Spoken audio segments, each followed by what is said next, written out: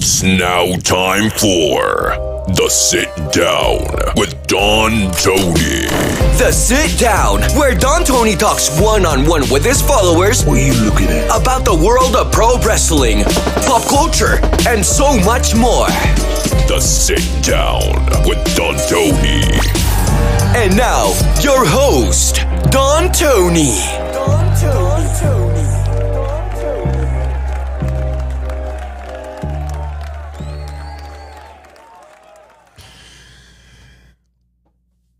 You know, I thought it was pretty funny. I was going through emails right before we went live, and it was three different people. I don't think they know each other.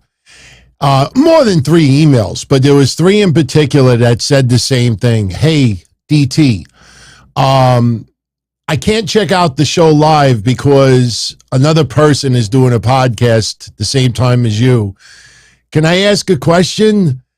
And I looked at this and I'm like, no, I'm not answering. You don't tune in live. Too bad. Suddenly Sunday night becomes a very popular time for people to do live podcasts. You know, I look, in the past, it's no secret. I always tried to conform my days and times so it didn't conflict with other friends that do shows. Mondays is obviously different because I've been doing it since, the early 2000s. And, of course, everybody is going to talk about Raw. Everybody's going to talk about Dynamite on Wednesday when we finally go back to Wednesdays. I mean, it makes sense. A lot of people right after a pay-per-view. But, you know, I try to budget Thursday night at a certain time that it doesn't clash with other people's shows. I do Sunday with like that idea, Saturday. And now, you know, it's not only, you know, lots of other people doing shows, but they do it at the very exact time that I do it. So here's a little message. No disrespect intended. This is the sit down. I don't think you expect anything less from Don Tony. But if you're going to tell me, at least lie to me. Say, look, DT, I got to go to a wedding. I got to go out to dinner. I don't feel good. I'm going to take a nap. I got to take the dog to the vet. You know, me and my significant other, we're going to do a little bit of the nasty tonight. Tell me that, and I'll be more than happy to answer it. But when you say to my face, hey, I'm checking out somebody else's podcast live, can I give you a question in advance? No, of course not.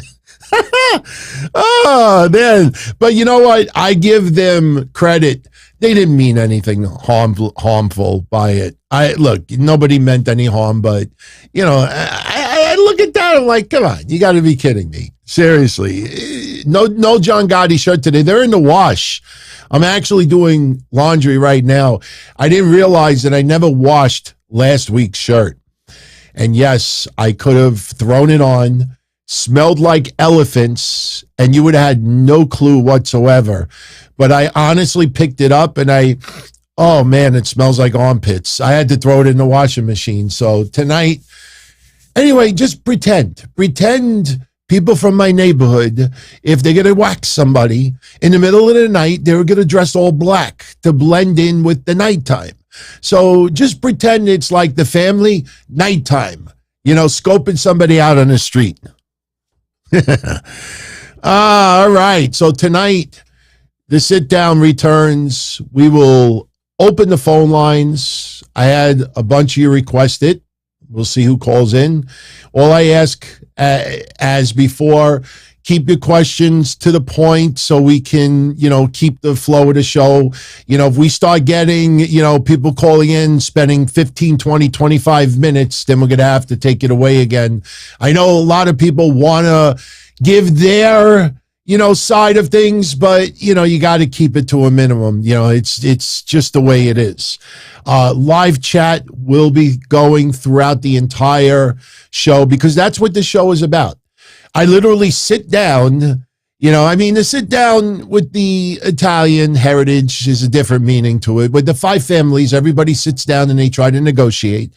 But for me tonight, I literally show up with a blank piece of paper. I know that there's 3 groups of words on here, but that's because Tommy D, happy 4-month anniversary. He sent a question in already, and I saw 2 super chats already pop up. So I jot them down so we can get into it. So before I do anything else,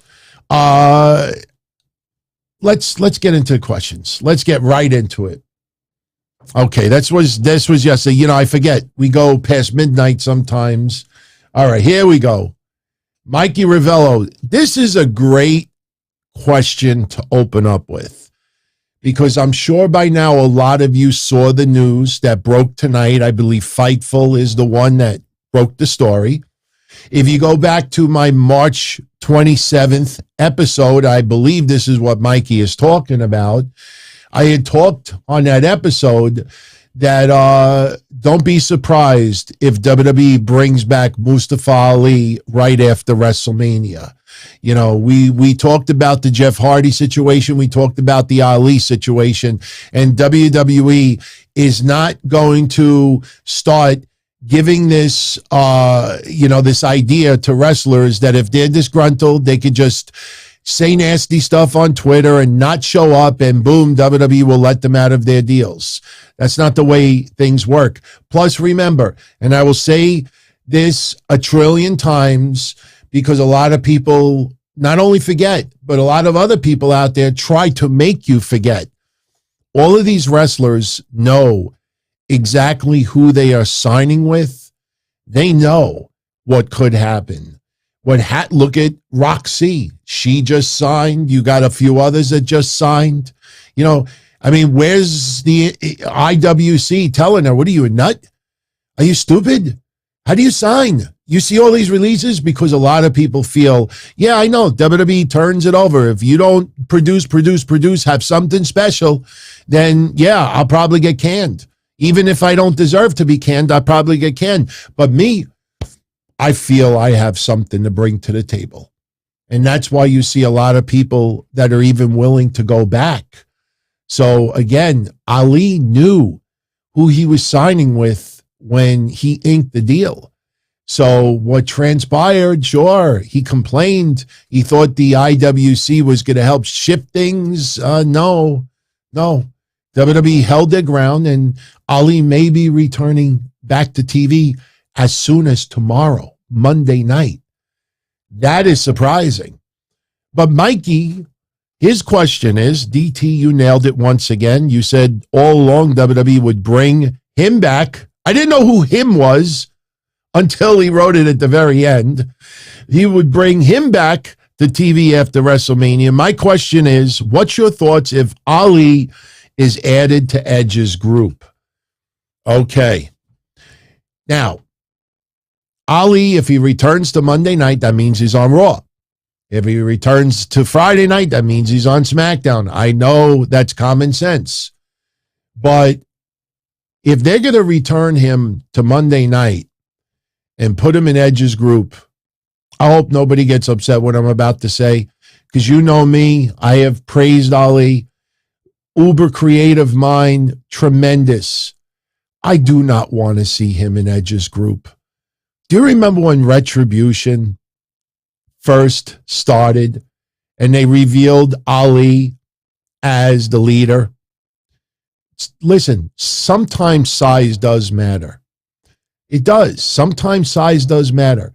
And if you remember when Retribution first started and they revealed Ali, I said when they were standing in the middle of the ring, it reminded me of the old TNA days, where at intermission or after the show, you could go in the ring and take a picture of the wrestlers. It looked like Ali was a fan posing with Retribution. Yeah, I know Mia Yim is around his size as well, and so is Slapjack.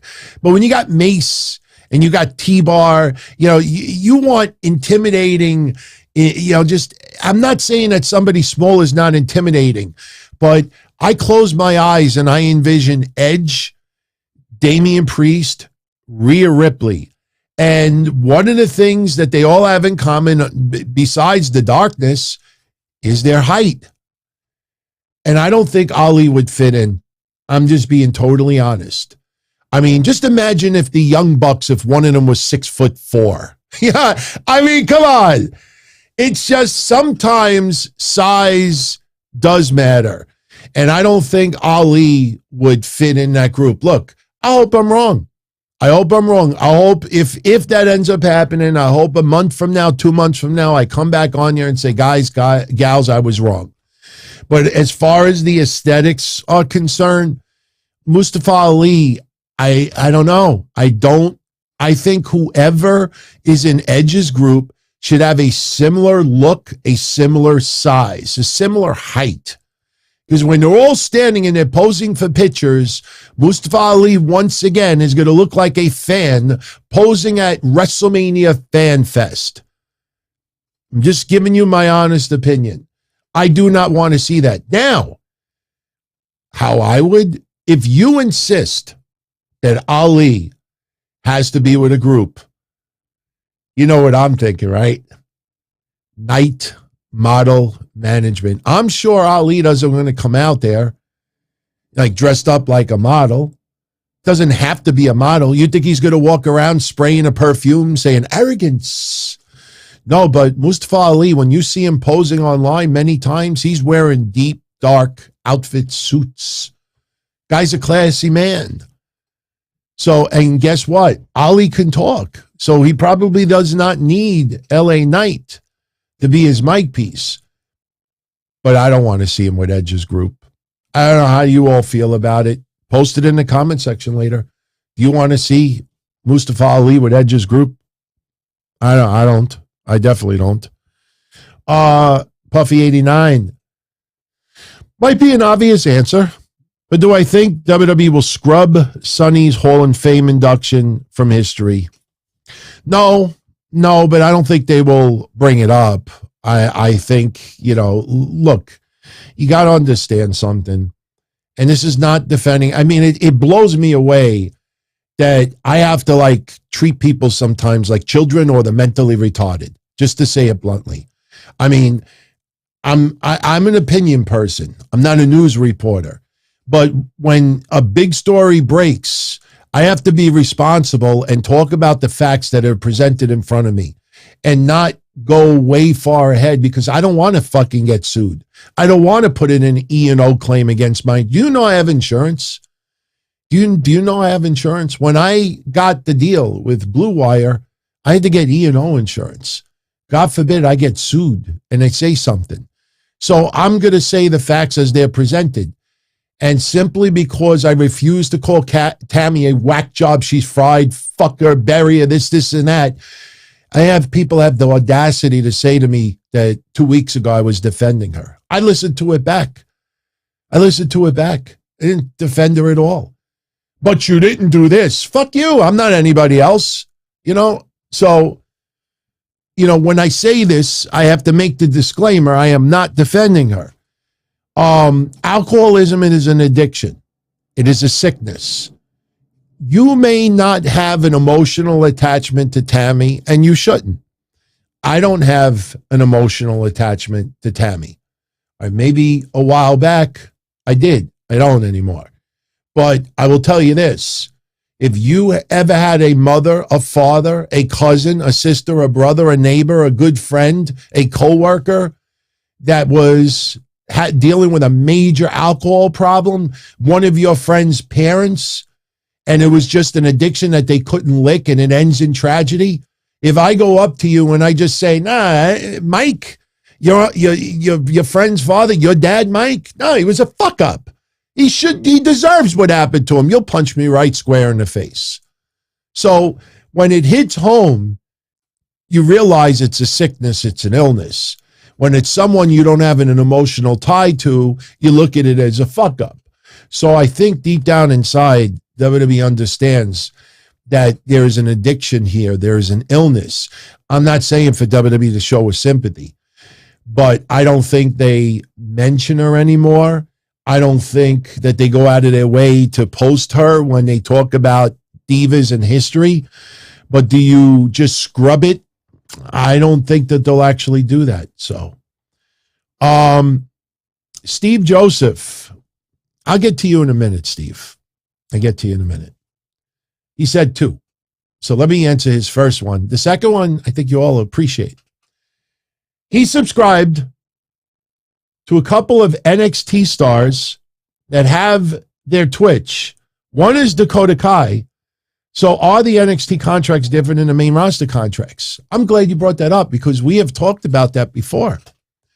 You go on Cameo. You will actually see, I believe, Robert Stone. I haven't checked in a long time.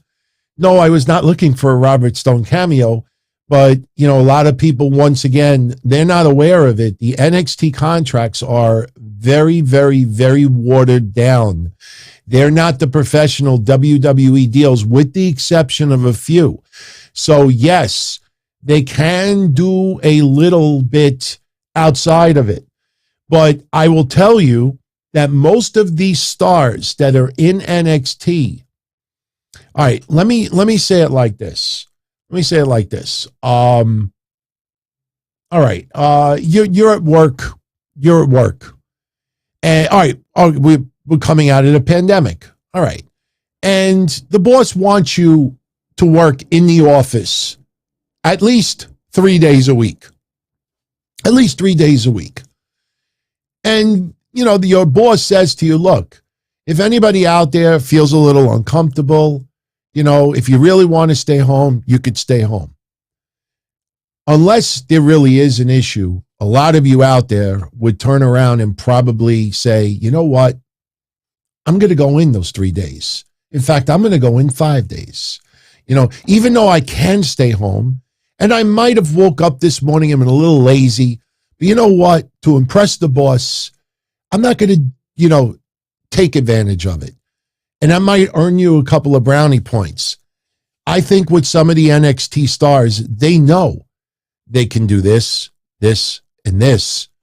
And they choose either not to or choose to do it very sparingly, or they do it in a way that does not piss off the boss. So, yeah, NXT can actually do more than the WWE stars. And I will tell you this, it will be interesting when WWE starts having their intellectual property. And if they use it for NXT, look, they just changed Casey Catanzaro's name. Don't be surprised if she's going to be coming up to the main roster soon. Because if they're changing names, there is a good chance that they may want to keep those people for a while. And if, let's say, you're doing a Twitch and you're using your real name, and then suddenly, you know, you have a new name in WWE, and they're not putting that on Twitch. So yeah, they actually can do more than what the main roster can do. Plus, keep in mind, they get paid a lot less in NXT. When you understand the amount of money that the people like Adam Cole and Kyle O'Reilly and Keith Lee and a few others were making in NXT, when they decided to become a school again, they had to make two decisions. Bring someone up to the main roster and try to, you know, make money off that person on the main roster, or we let them go because we're not going to have the world's most expensive wrestling school. Remember what I talked about yesterday? Nobody wants to get into that aspect of it. Of course, AEW is growing, but at how much money? You could grow into a big business, but if you're spending way too much money to get there, you know, that's one thing. Like, you know, I don't want to compare it to a YouTube channel, but I had a lot of expenses early on, and it didn't help, you know, with the IRS situation I talked about before, which I finally got cleared up.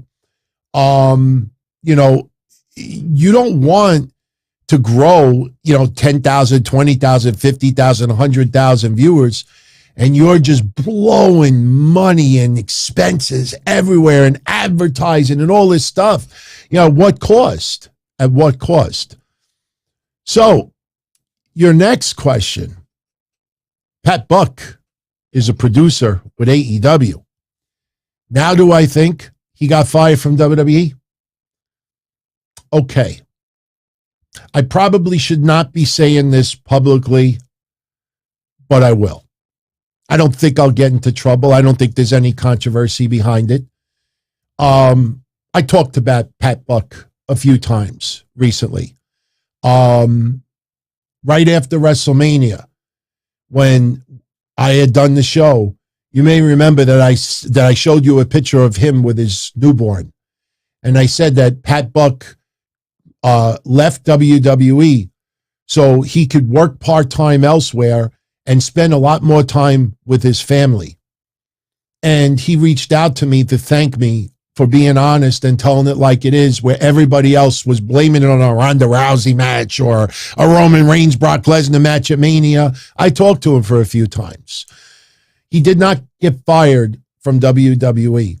He resigned. He gave his notice.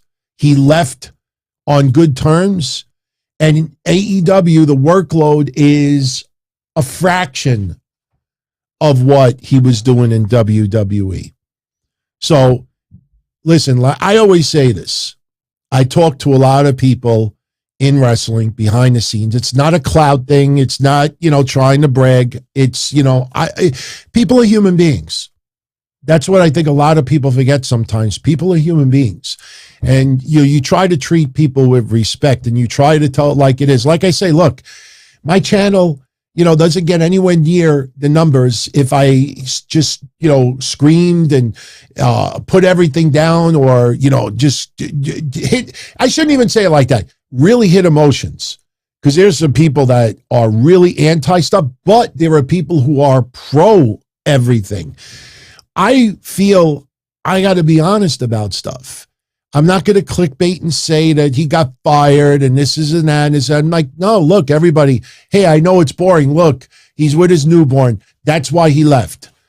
That's the fact. Sammy Guevara. Somebody tried to throw it in my face yesterday on Twitter when I wished Sammy Guevara and his ex-fiance the best wishes. He says, oh, what do you have to say about that now?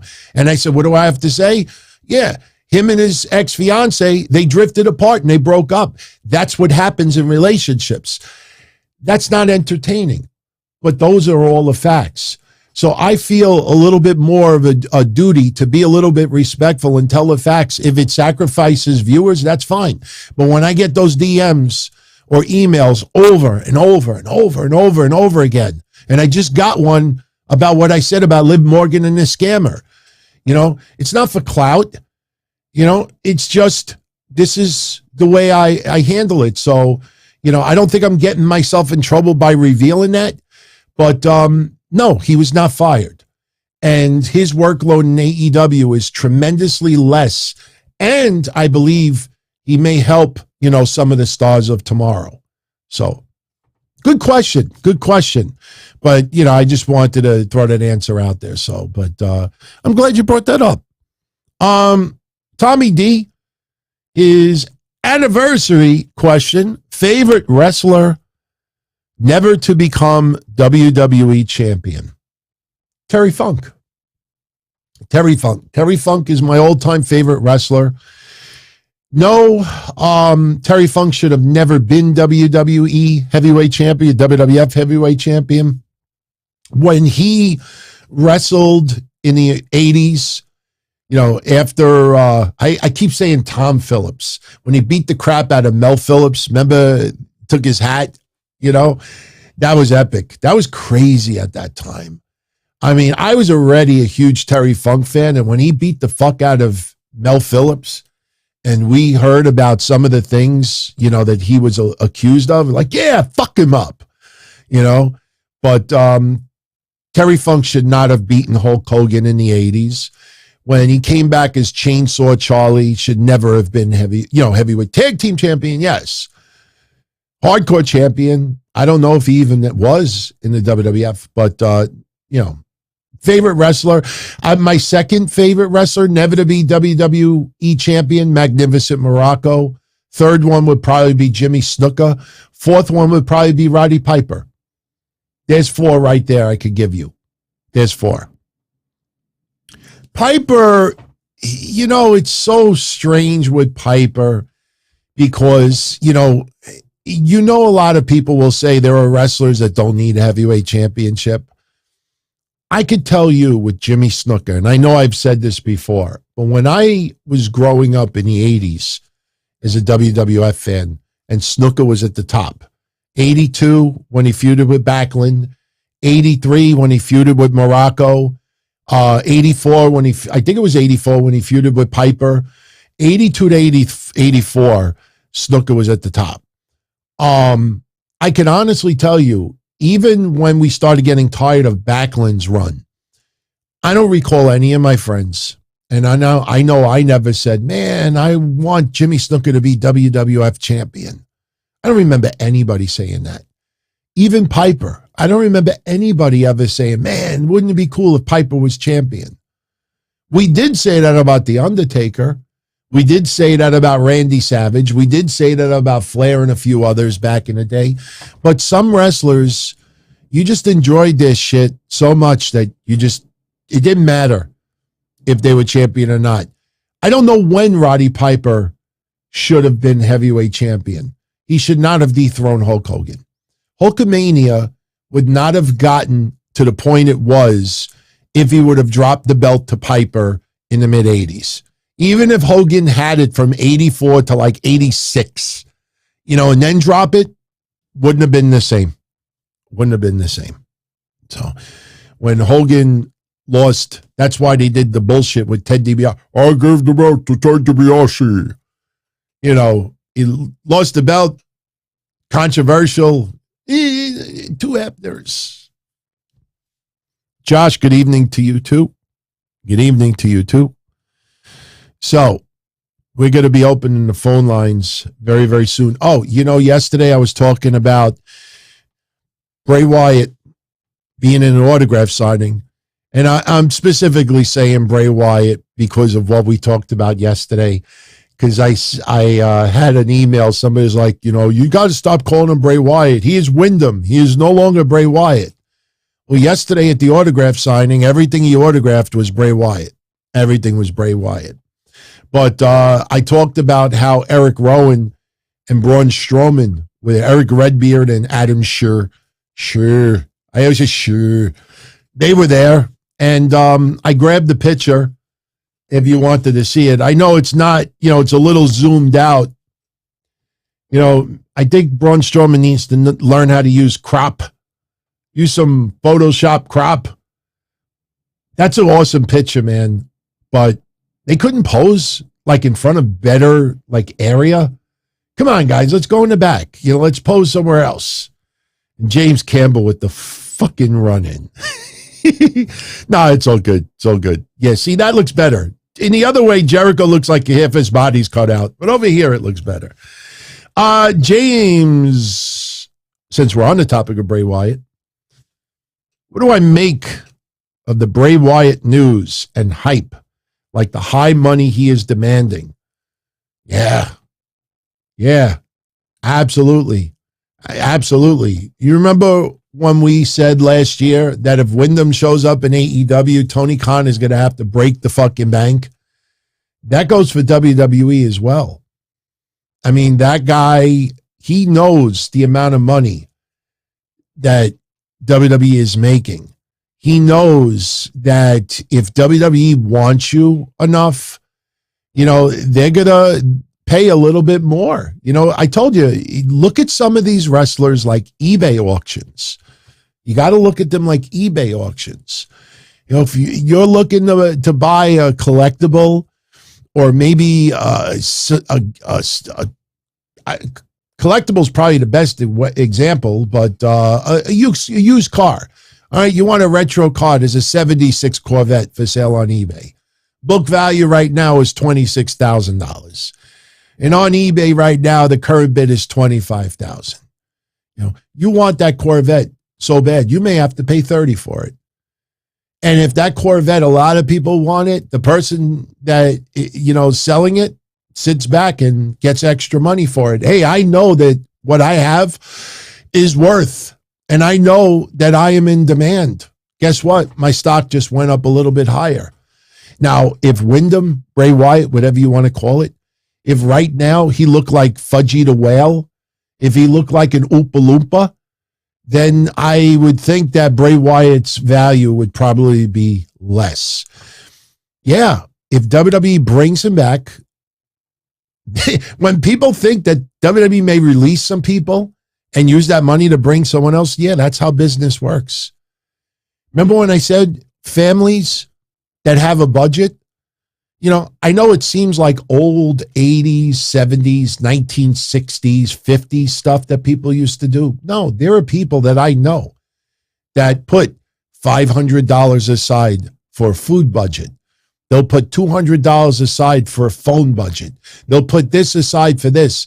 And then they have extra money left over for play. There are a lot of, I guarantee you some of you out there do that as well. You get your paycheck and you know, I got to put $300 towards my car payment. I got to put this and that. So if you pay your insurance, your car insurance, and you only have a 10 payment schedule, and the last 2 months of the year, you don't have any car insurance to pay, well, guess what? You might be able to take that money and you might be able to go to OnlyFans, or you may be able to go to a wrestling event, or you may be able to go buy something with it, or you may put it in the bank. So when WWE has a budget, this is the amount of money we want to spend on wrestlers. Ooh, Bray Wyatt's available. Oh, wow. Look at what he's asking for. Oh, I want that 76 Corvette, but I ain't paying $40,000 for it. But I might pay 30. So yeah, no, Bray Wyatt deserves anything that he gets. Might have to negotiate, but it's business, everyone. That's what everybody's got to start thinking about with business. Hey, we'll get open the phone lines in a couple of minutes, but obviously, you know, we're answering questions. We'll do a live chat. Remember, it doesn't have to be all one or all the other. It's whatever you guys are in the mood for, you know? So don't feel like we have to do live calls or we have to do live chat. Wherever it brings us, it brings us. But I am definitely opening the phone lines because I know there's a few of you wanted to call in. And if you're going to talk about that other topic, just be prepared now that I really have nothing else to say. You know, I appreciate everybody who is giving me a lot of little details, you know, people calling me a liar, people calling me this, people calling me that. What am I going to do? What am I going to do? You know, it is what it is. We move on. Casey, as always, respects my opinions and views, and Salamonster, because we do the work on the news, no bullshit. Oh, so no question. Much love. Thank you. Jason's a good guy, man. Jason is good people. He works extremely hard. And he deserves all the respect that he gets. And he's another one that does not clickbait. He does not clickbait. He addresses stuff, and he is pretty straight shooter with that. And he's definitely look. You know, this is why when over the years people like, oh, DT's jealous of Jason, or even when I came to YouTube, I mean, I don't know how many times I got to say 90% of everybody who enjoys my stuff still only access the audio side. They don't go on YouTube. Or they may sign up on YouTube, but 9 times out of 10, they'll just check out the audio. They don't really need to see the video part of it. Plus, not everybody wants to keep looking at me for 90 minutes. You know, they'd rather just listen, close their eyes. Why use all that data? But what I've always said for years is that Jason's style and my style are totally different. So there is no jealous or animosity, because people try to say, oh, look how many people tune into his video. And what am I going to say? Well, look how many people tune into my audio side. No, it's two totally different styles. And he definitely works well. He does good, and I'm happy for him. James with the super chat, do I bring Bray back as the Fiend if he returns? No. Fuck the Fiend. I enjoyed the Fiend. My God, I got so much Fiend merchandise. Look. Well, this is not the Fiend, but look, I have boxes of this. This is the Christmas Firefly Funhouse. Look, everything is still wrapped. This is the shirt. I have like 30 of these boxes that I never gave away. And they're all Wyatt family, but I have lots of Fiend stuff as well. But the Fiend ran its course. It ran its course. There's a problem with the Fiend character. The Fiend character would have been a interesting, unique character in the 80s. I don't know how it would work in the 90s, But that character is not designed to be heavyweight champion. It's not a monster like The Undertaker. And the problem is that if somebody beats the Fiend, if they outsmart the Fiend looks like a moron. If the Fiend gets jobbed out, the Fiend looks like a moron. Like, you're not going to chain wrestle the Fiend. So the only person that should beat the Fiend is your superhero, your Hulk Hogan back in the 80s, your Sting, maybe Bret Hart. You know, not many people. And the Fiend, it has only, look, creatively, you could tweak things, you could sell crazy merch and everything like that. But as far as a character, it has a limited shelf life. And once they did what they did with Goldberg and the stuff they did with Randy Orton, Alexa Bliss, the Fiend looked like a fool. And you can't interject a human side of the Fiend. You can't have sympathy. That character is supposed to be cool and badass and not lovable and sympathetic. I think if Bray Wyatt were to come back, you do not bring back the Fiend. I do not want the Fiend to return. The only problem is Bray Wyatt a real good Bray Wyatt without a Wyatt family? I know we had the Firefly Funhouse, but I don't even know if I want Mr. Rogers Bray Wyatt. You know, I want that Bray Wyatt. I want that David Koresh Bray Wyatt. I want the master manipulator. I want the one who has a cult following. That's the Bray Wyatt I want. And I think that's the Bray Wyatt that should return. Does he get a faction? I don't know. But here's the thing. If you bring Bray Wyatt back like that, is he worth that kind of money? Think about that for a minute. Bray Wyatt, we don't know how much he's asking for. Let's say he's asking for $5 million. How does WWE maximize that $5 million? If they bring him back as old school Bray Wyatt, is he going to generate enough merchandise and sales and ticket sales as that character? He may need an entourage. If you bring him back at Mr. Rogers Bray Wyatt, yeah, that may actually be worth the money. I told you, I have 30, not just that holiday one. I got all different holiday editions. I have, the bobbleheads, the Fiend bobbleheads. All the merch that I have is Mr. Rogers, Firefly Funhouse, Bray Wyatt, and the Fiend. So those two characters probably would sell the most merch. But if he comes back as old school Bray Wyatt, is that worth that kind of money? That's the question. But remember, we don't get paid those bucks, so it's not up to us.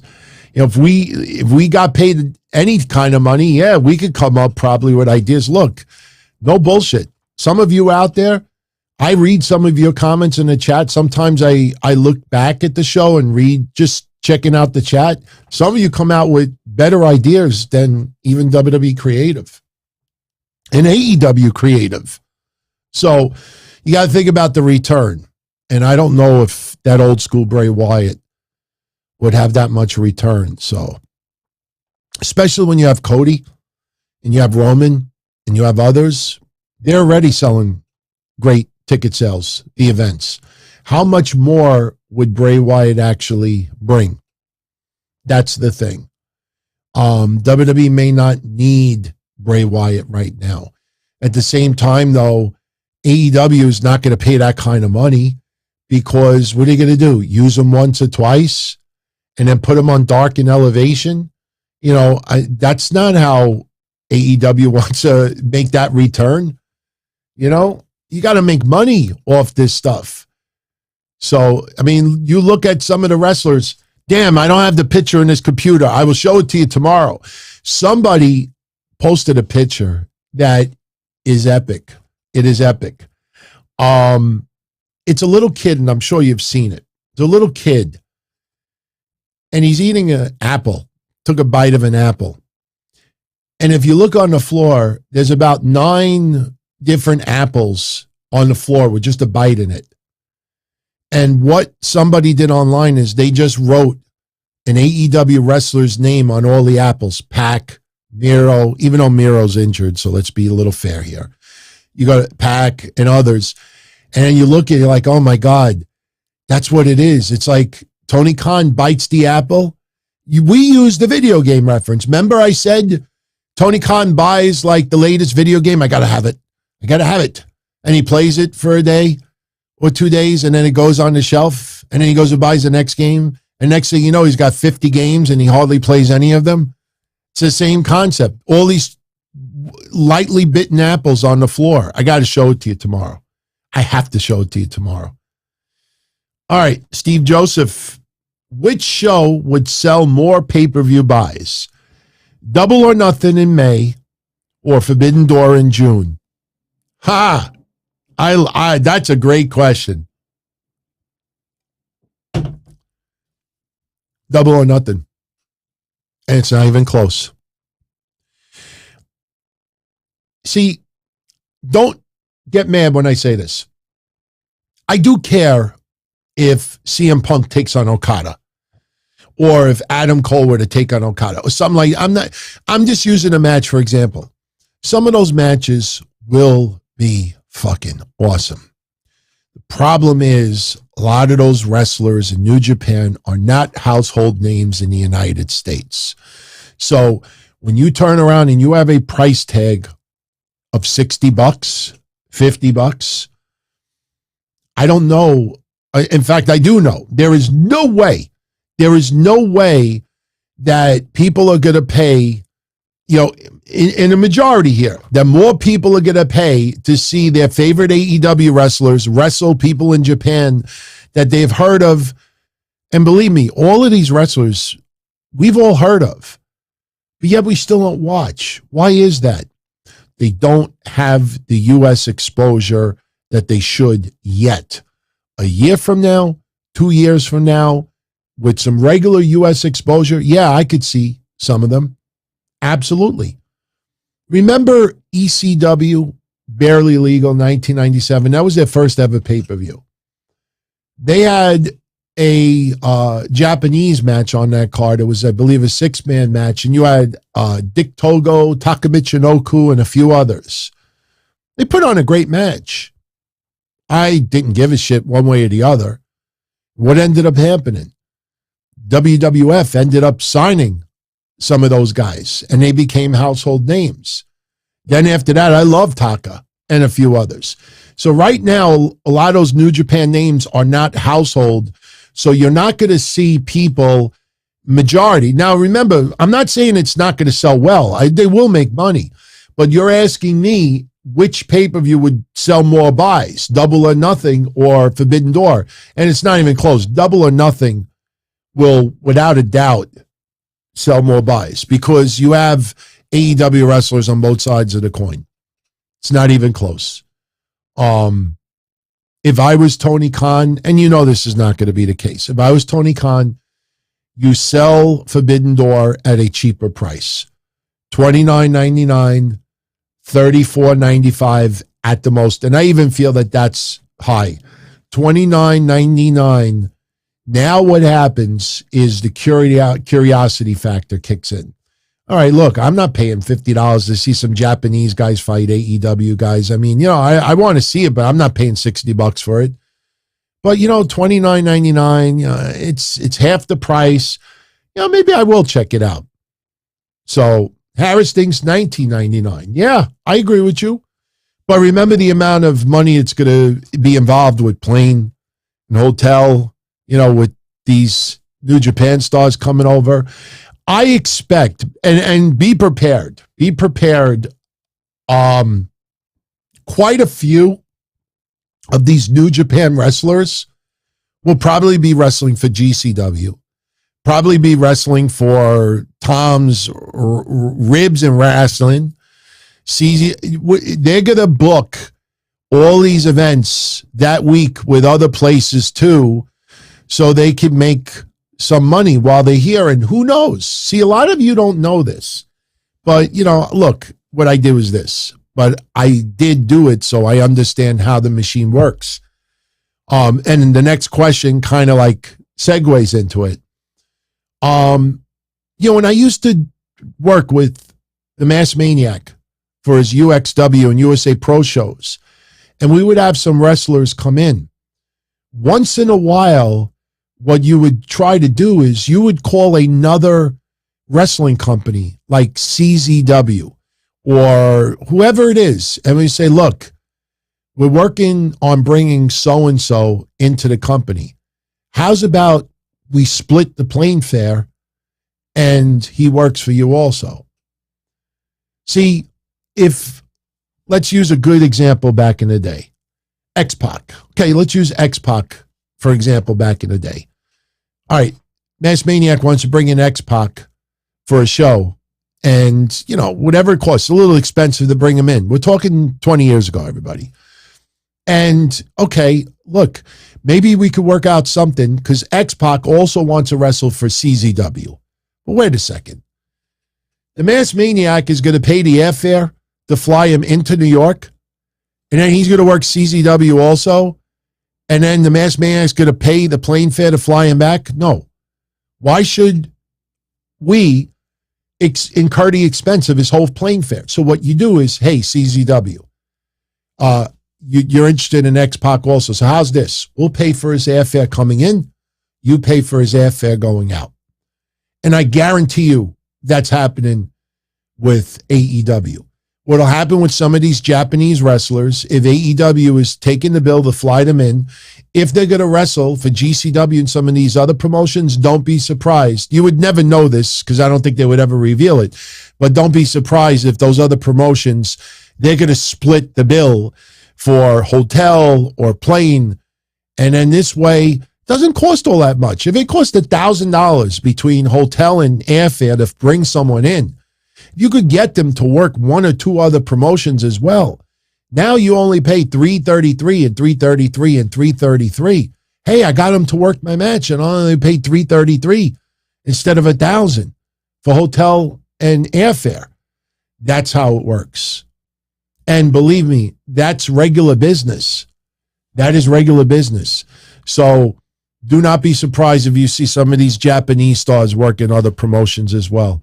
And since we were talking about the Masked Maniac, this great question from Ruben Carrion, the super chat: would I do a Masked Maniac Forbidden Door show?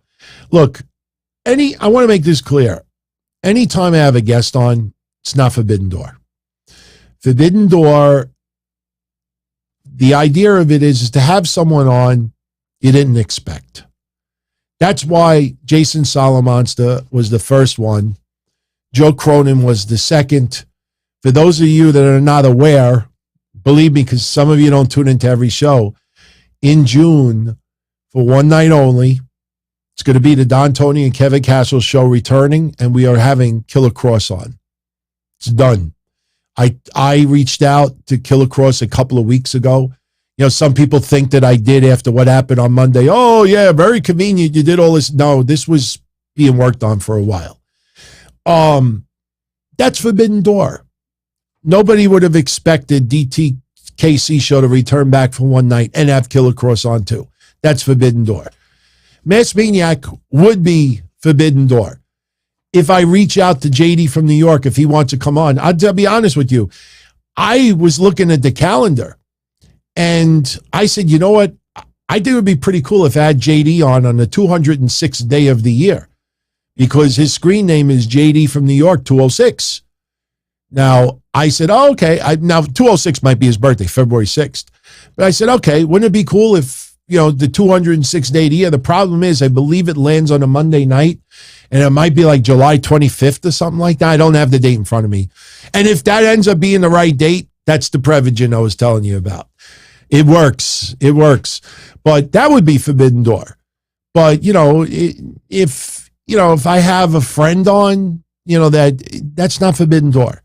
So, but yeah, I would definitely have the Masked Maniac on. I have said that once or twice before. I think it would be fun to catch up with him to see how he's doing, see if he's still very controversial with his views. Yeah, I would. I absolutely would. And the cool thing about it is now I'm starting to get the hang of this a little bit, with the technology. I mean, he'll probably just use his phone, for video. So the video quality might not be the greatest, but yeah, I would do it. Sure. I would do it. All right. So I don't think there's any other news that we really need to get into. I'm checking it right now. We're checking to see if anything late breaking. About the Tyson Fury stuff. I'll talk about that tomorrow. I know that I believe he retired from boxing. You ever drink something and it goes down the wrong way and gives you chest pains? Yeah. It just happened, if you notice why I'm doing that. He's teasing SummerSlam. I want to think about this a little bit more because if Tyson Fury is retired from boxing and decides that he is going to venture into professional wrestling a little bit, I think SummerSlam is definitely a possibility. But I need to remind you about somebody else, Logan Paul. You remember before WrestleMania, Logan Paul made that claim that, hey, if the WWE Universe wants me to stick around, yeah. If Vince wants me to stay here, yeah, I'll keep wrestling. I didn't buy that for 1 minute. I felt like his WrestleMania match, the door is still open. I expect Logan Paul to wrestle again. I expect Bad Bunny to wrestle again. But this idea that Logan Paul was going to venture into professional wrestling, even as a part-timer, on a regular basis, I don't know how I feel about Tyson Fury. I got to think about that a little bit more. Rockstar Wolfie confirmed that the 206th day is July 25th. Oh, it falls on a Wednesday. Wednesday? I thought it was a Monday. Maybe I was looking at June. Hold on. No, I'm looking at it right here. It's on a Monday. July 25th is a Monday. It's a Monday. Yeah, I remember. I'm like, there's no way he would do it on a Monday night because he does his own show. So, Gruss is asking, what do I think is the best flavor for hamburger helper? I have not eaten hamburger helper since I was a kid, but my favorite one back then was the cheeseburger. Cheeseburger. I used to be able to say that fast. Who used to do that on Saturday Night Live? Cheeseburger. Cheeseburger is the flavor that I remember. Mohammed, did he critique negatively or say something bad? Asking me about life. Doesn't think it's negative. I don't know what you're talking about. Gabriella feels that Sonya Deville is being so misused and abused by WWE. I wouldn't say that. She's been playing the GM role, and it's a marathon, not a sprint.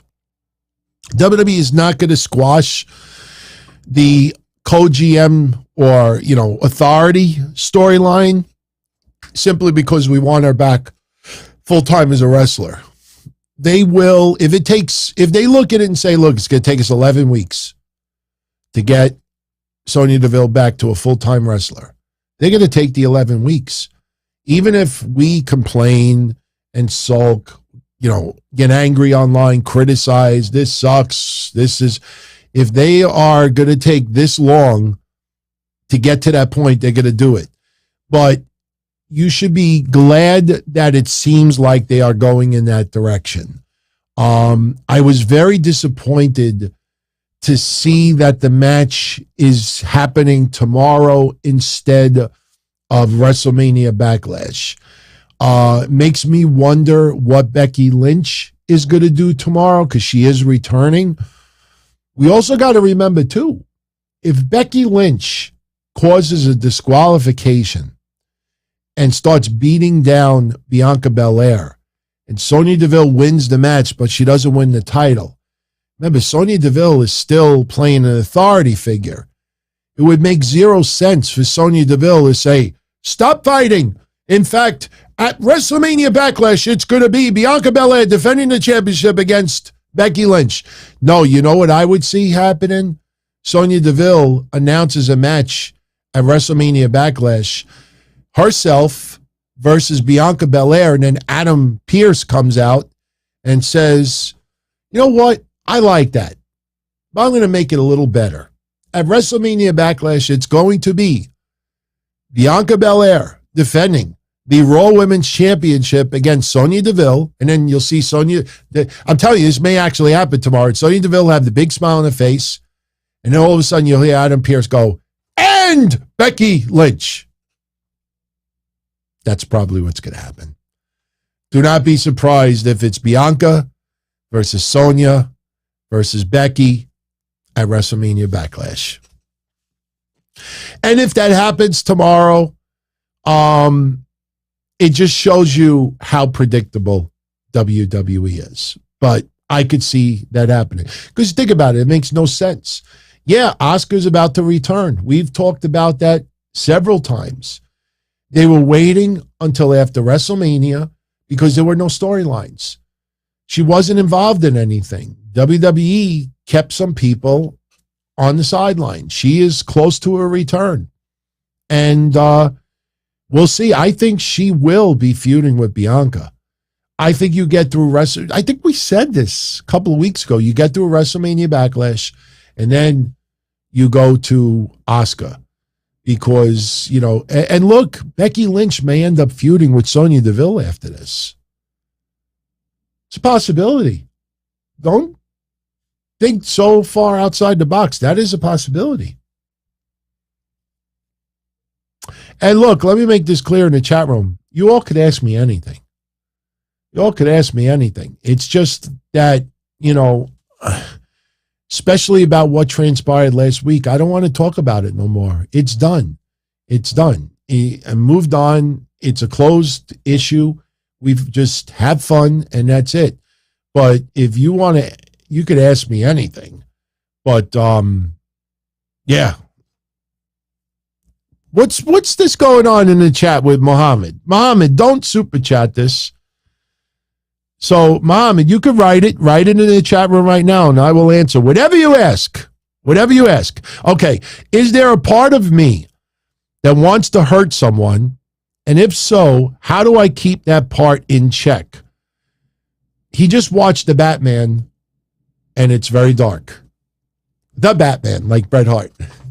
People know why I said that. Look, here on this channel, you could ask anything.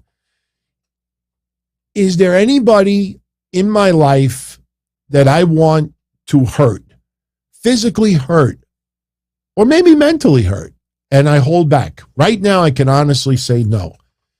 And for anybody that's going to roll their eyes and be like, Kevin Castle, Miz, showing numbers, no, it you know, it shows, yeah, some friendships gone awry, but, you know, to want to hurt someone, nah.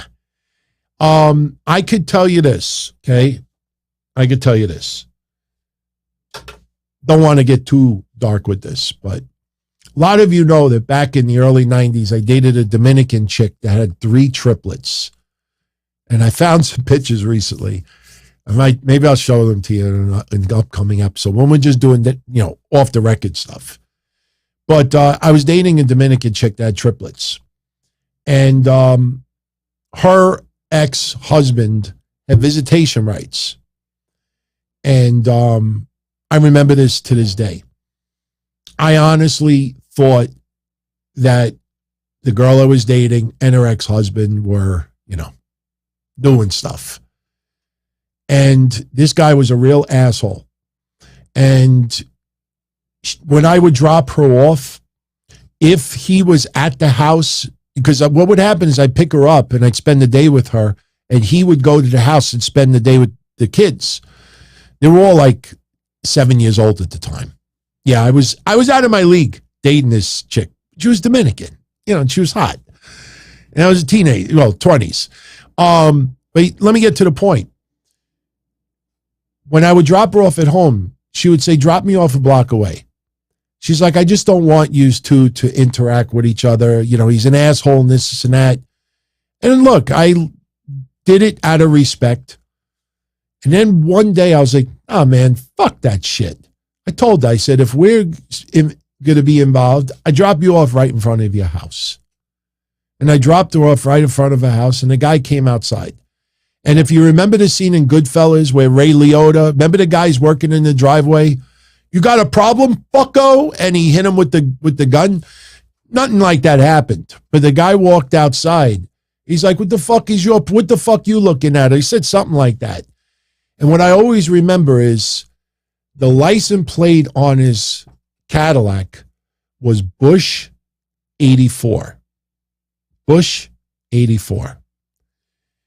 Now, I wasn't into politics at that time, but I realized quickly that he was obviously a Republican and he was a fan of George W. Bush, and that's when he became president, 84. So I ran the plate, and I was going to slash his tires. I was going to break his windows. This guy made me feel this big in front of her. And, this guy is an older guy. And he was the father, and I just wanted so bad to do something. And my friends talked me out of it. But I probably would have got arrested. I probably would have had a lot of things go wrong. And who knows where it would have went.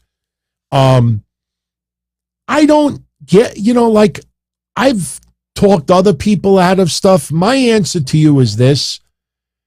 If you're a heterosexual, there ain't no piece of ass. Actually, you could be homosexual too. Heterosexual, homosexual, bisexual, whatever. There ain't no piece of ass worth going to prison for. None. Like, I would do anything for my parents. I would do anything for my fiance. When my dog was alive, I'd do anything for him also. But that's it, for the most part. You have someone that is pissing you off, that's doing you wrong, that is tormenting you, that is bullying you. My father always said to me, you never justify bad behavior with other bad behavior. You got to let it go. I'll tell you all two other quick things, and I promise you'll enjoy it because it's kind of like, Italian stuff in the neighborhood. And I know some of you already know one of the two stories. One involves me and one doesn't. I do truly believe in karma. And I believe that if somebody is fucking with you, they're fucking with someone else also. If someone is doing you really wrong, they're doing it to someone else. And this goes out to each and every one of you out there. You got someone that is a real asshole to you. They're probably doing it to someone else. Don't ruin your life. Let someone else do it for you. And I don't mean you hire them or call them. You just sit back and relax and you wait. Give you two examples of karma. Sandy hit this neighborhood 10 years ago this year. 10 years ago, Sandy hit in this neighborhood. One of my customers that was an electrician had gotten a lot of calls to repair electrical work because of the flood. And what happened was he started quadrupling his price to people. And, people were pissed off about it, but they understood why and this and that. But anyway, long story short, somebody in the neighborhood, their mother, had work that needed to be done on the house, and he agreed to do it. Halfway through the job, he tripled his price. He's like, look, if you want me to finish the job, you got to pay me this. Look, I have all these other houses. I got to do this and that. And the son of this mother was my customer also. And what ended up happening was she's like, look, I don't have this money. I had all this damage. The electrician put a lien on her house for like $13,000. And my customer, the son of this woman, he came into my office and he wanted to put a bullet through his head. And look, I'm not taking credit that I talked him out of it, but I told him, like, bro, don't ruin your life. I said, your mother is sick as it is. How's she going to feel if she's got her son in jail? I was like, this guy's not worth it.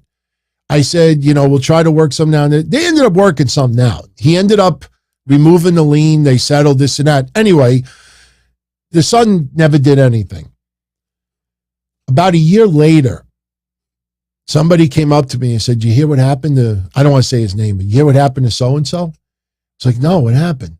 He's in the hospital. It's critical condition. I said, what happened? They said that, they heard that he fell off a telephone pole, which sounded weird because he's an electrician, but why would he be on a telephone pole? I could see if you're on electrical. Now, I thought maybe the person just meant an electrical pole, but apparently he fell down from an electrical pole, hit his head. So like, oh, shit. So I said, I hope he's all right. So a couple of days later, someone else came up to me. Now, they asked the same question, but they said a little bit different. The first person said to me, hey, Anthony, let's use a fictitious name. Let's say John. All right. The first person said to me just like this, Anthony, did you hear what happened to John? The second person asked me the same question, but said it a little differently. And they said, hey, did you hear what happened to John? See how different that sounds? Somebody hit him over the head with a baseball bat. And they believe it's a customer from the neighborhood who he fucked over from Sandy. And they hit him over the head with a baseball bat. And when the cops came, he said he fell off a pole because that's what happens in this neighborhood. You got to keep your mouth shut. So he sucked it up and took it, and he went to the hospital and he got treated. He's good now, but yeah, somebody hit him with a baseball bat. So when I told this customer, the one that wanted the mother's son, he was laughing, smiling from ear to ear. I thought it was a little twisted and sick, but he was so happy that somebody else did that. Now, I'll give you one more involving me. About 15 years ago, I'm driving down Metropolitan Avenue near my house, Forest Hills. And it's a main road. One goes this way, one lane this way, one lane this way, and there's park cars. So you got one lane this way, park cars. Some asshole woman behind me is right up my ass. I mean, really tailgating me. I thought it was somebody I knew, and then she's beeping the horn. And I'm like, the fuck you want me to do? I'm driving the speed limit. And she's beeping horn. So I started going a little slower because that's what you do. You want to be an asshole to me? I'll be an asshole to you. So she keeps like going right up my ass. She starts trying to pass me up on the wrong side of the road, but there's cars coming the other way, so she can't. So I'm looking in the rear view mirror, and I'm looking at this woman like, what the fuck is wrong with you? She's like up my ass, people like she wanted me to try to like go. She tried to cut around. So finally, after about 3 blocks, she passes me up. There's no cars the other way. And as she passes me up, she's like, fuck you. I'm like, fuck you. Meanwhile, she speeds down the block. Somebody pulls out of a CVS parking lot, CVS pharmacy. Boom! Two-car accident. She sped down the thing, going this way, and somebody pulled up. Boom! And I'm 3 blocks behind, but I see the accident. I'm like, oh, fuck. So I pull up really close. I've told the story before. I rolled down my window, and I'm like, are you all right? And she just looked at me. I said, do you need help? You want me to call an ambulance? And she nodded her head, and I fucking drove away. Karma. I believe in karma.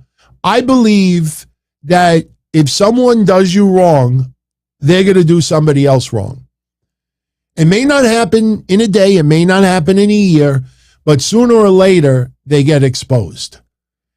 Or they do someone else wrong. And when they do, you sit back, quiet. You may wish bad on someone, but you just sit back and you wait. And when it happens from someone else, I know it is sick and twisted, but you enjoy it, but someone else is responsible for it. Seriously, she sped down the thing. Boom. I didn't even like laugh at her. I was like, you want me to call? You need help? You want me to call an ambulance? And she's like, and I fucking just drove away. Fuck you. Fuck you. I should have helped her. Now, this Don Tony, growing a little bit mature, a little bit older, trying to be a little bit more responsible, trying to be a nicer person, I probably would have helped her. In fact, I probably would have tried to like pulled off in a parking space and just let the person go, because there's so much crazy shit going on in this world. You never know. Somebody, just whack job in a car, pulls a gun on you and stuff. I had somebody pull a gun on me once. So I'm not paying attention to no January 6th investigation, Charlie. It's not that I could care less, but too much stuff going on. Too much stuff. All right, so let's do this. We're an hour and 10 minutes in. Let's take some calls. We'll do that for about 20 minutes, which would be 1/3 of the show. And we will call it a night. Because tomorrow, after Raw, I will be right back here. Now, a lot of you, this is a legitimate question. A lot of you have been asking, what are we calling the show on Monday going forward? Well, remember, Monday is mostly Raw discussion, and I do cover some news as well. But since Raw is still part of it, I'm going to keep the name Breakfast Soup Raw for this Monday, and then I'm going to think about it a little further. And we'll go from there. So as of Monday, I'm going to still use the same name. I have an intro. Someone's working on new stuff. In fact, someone's making me a new template, and they're going to use the Italian colors, red, white, and green. He's like, you're Don Tony. You have to have Italian colors on your template. I'm like, yeah, do it. Do it. I'm good with that. All right, somebody had a question, and it is only fair that I answer it. Michael Gonzalez and CJ Rocks. Keep them coming. Looking back at WrestleMania 38, would I say it's the best one they've had since 31? Yeah. And you know what I love about WrestleMania 38? This is not a direct shot on anybody. How many websites, bloggers, and podcasters told you that this was one of the worst WrestleManias, that this was awful, it was going to suck, that nothing about it felt good? Like everybody that was doing that were trying to convince you that this was going to be the worst WrestleMania in history or in recent memory.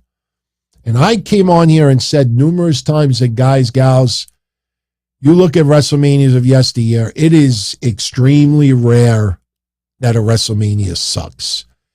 And I honestly thought this WrestleMania was going to be a hell of a lot better than what people were painting it out to be. And they were wrong. They were wrong. Again, you got to remember something. When people out there have an agenda, if they have a dislike for something, that's fine. Everybody has every right to express their opinion. But when they take that agenda and try to turn it into a news story, that's where it goes off the rails. And it's a shame. But WrestleMania 38, I thought it was great. It's too long. I know 2 nights and everything, but they should chop an hour off of it. If they chopped an hour off of night 1 and night 2, and I know you want to give the live people who paid crazy money there the ultimate experience. Still, if you chopped an hour off and gave them elite content, entertaining content, not every match has to be 5 stars. Just entertain them. I watched that clip of Michael Cole and Pat McAfee reacting to the Sami Zayn Johnny Knoxville match.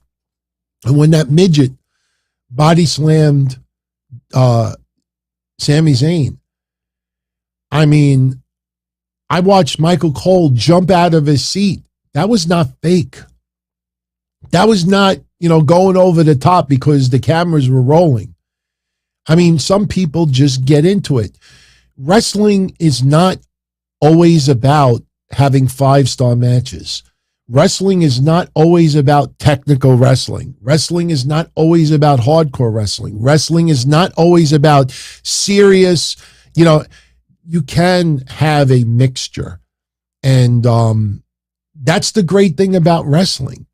Over the years, that is the most wonderful thing about wrestling, is that the base of it is the same, but people create their own versions of it. Now, some of it obviously gets way, way, way over the top, and some of it I don't like.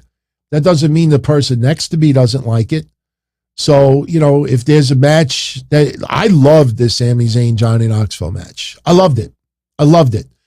Because even though Johnny Knoxville is not a technical wrestler, Johnny Knoxville, I guarantee you, if he punches me square in the face, punches you square in the face, punches Jim Cornette square in the face, punches anybody square in the face, Johnny Knoxville is not made out of, he's not a human rubber band.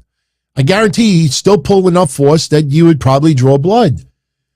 Of course, when you're hitting wrestling moves, it does look a little bit ridiculous that Sami Zayn can't get out of some of it. That's why you do all the props. That's why you do all the gimmicks and stuff like that. Okay, it's like the story was Johnny Knoxville knows he can't out-wrestle Sami Zayn, so he will jackass Sami Zayn into losing. And he will use fire extinguishers and mouse traps and pyros and bowling balls and, kicks to the nuts and this and that. Like, that's how you would beat him a different way. Sami Zayn is a great technical wrestler who can't handle the jackass stuff. You could look at it both ways. Some people overanalyze. CJ rocks. Would there ever be a possibility of a DT show dedicated some of the wild, crazy, unbelievable stories or experiences from the past? Sure. Definitely. When I first started doing even the Thursday show, I was doing Q&A. I was posting retro stuff that I was doing in indie wrestling. I was posting some matches here and there. I was posting hotline stuff. I was posting personal stuff on there, and everybody loved it. But it got to a point where, okay, you put it to bed for a little bit, do something else. But, there's no reason why I can't go back to that. Look, we don't have to follow an exact schedule and follow an exact format every single show for every single day in the week. If I said, hey, tomorrow, fuck Raw. Tomorrow we're going to talk about this instead. We could do it. Some people would be happy. Some other people would not.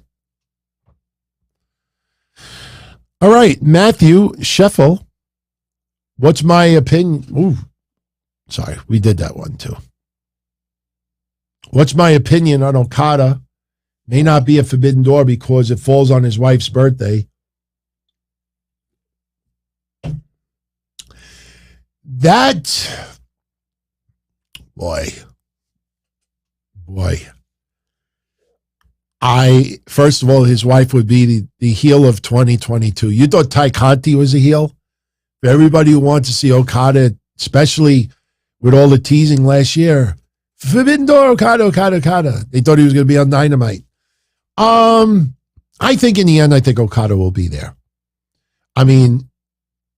Look, I don't know how Japanese culture is compared to American culture.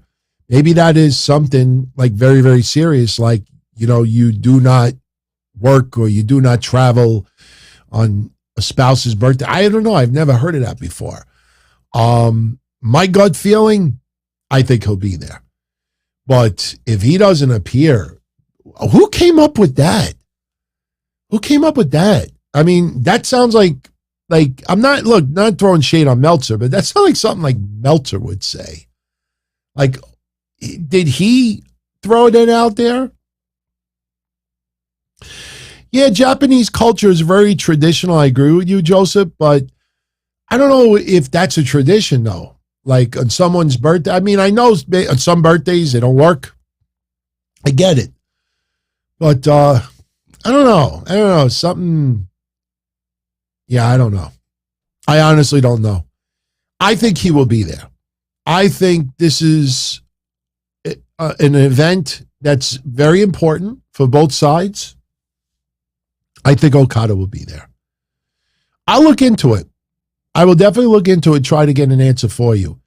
That seems a little extreme. That seems extreme.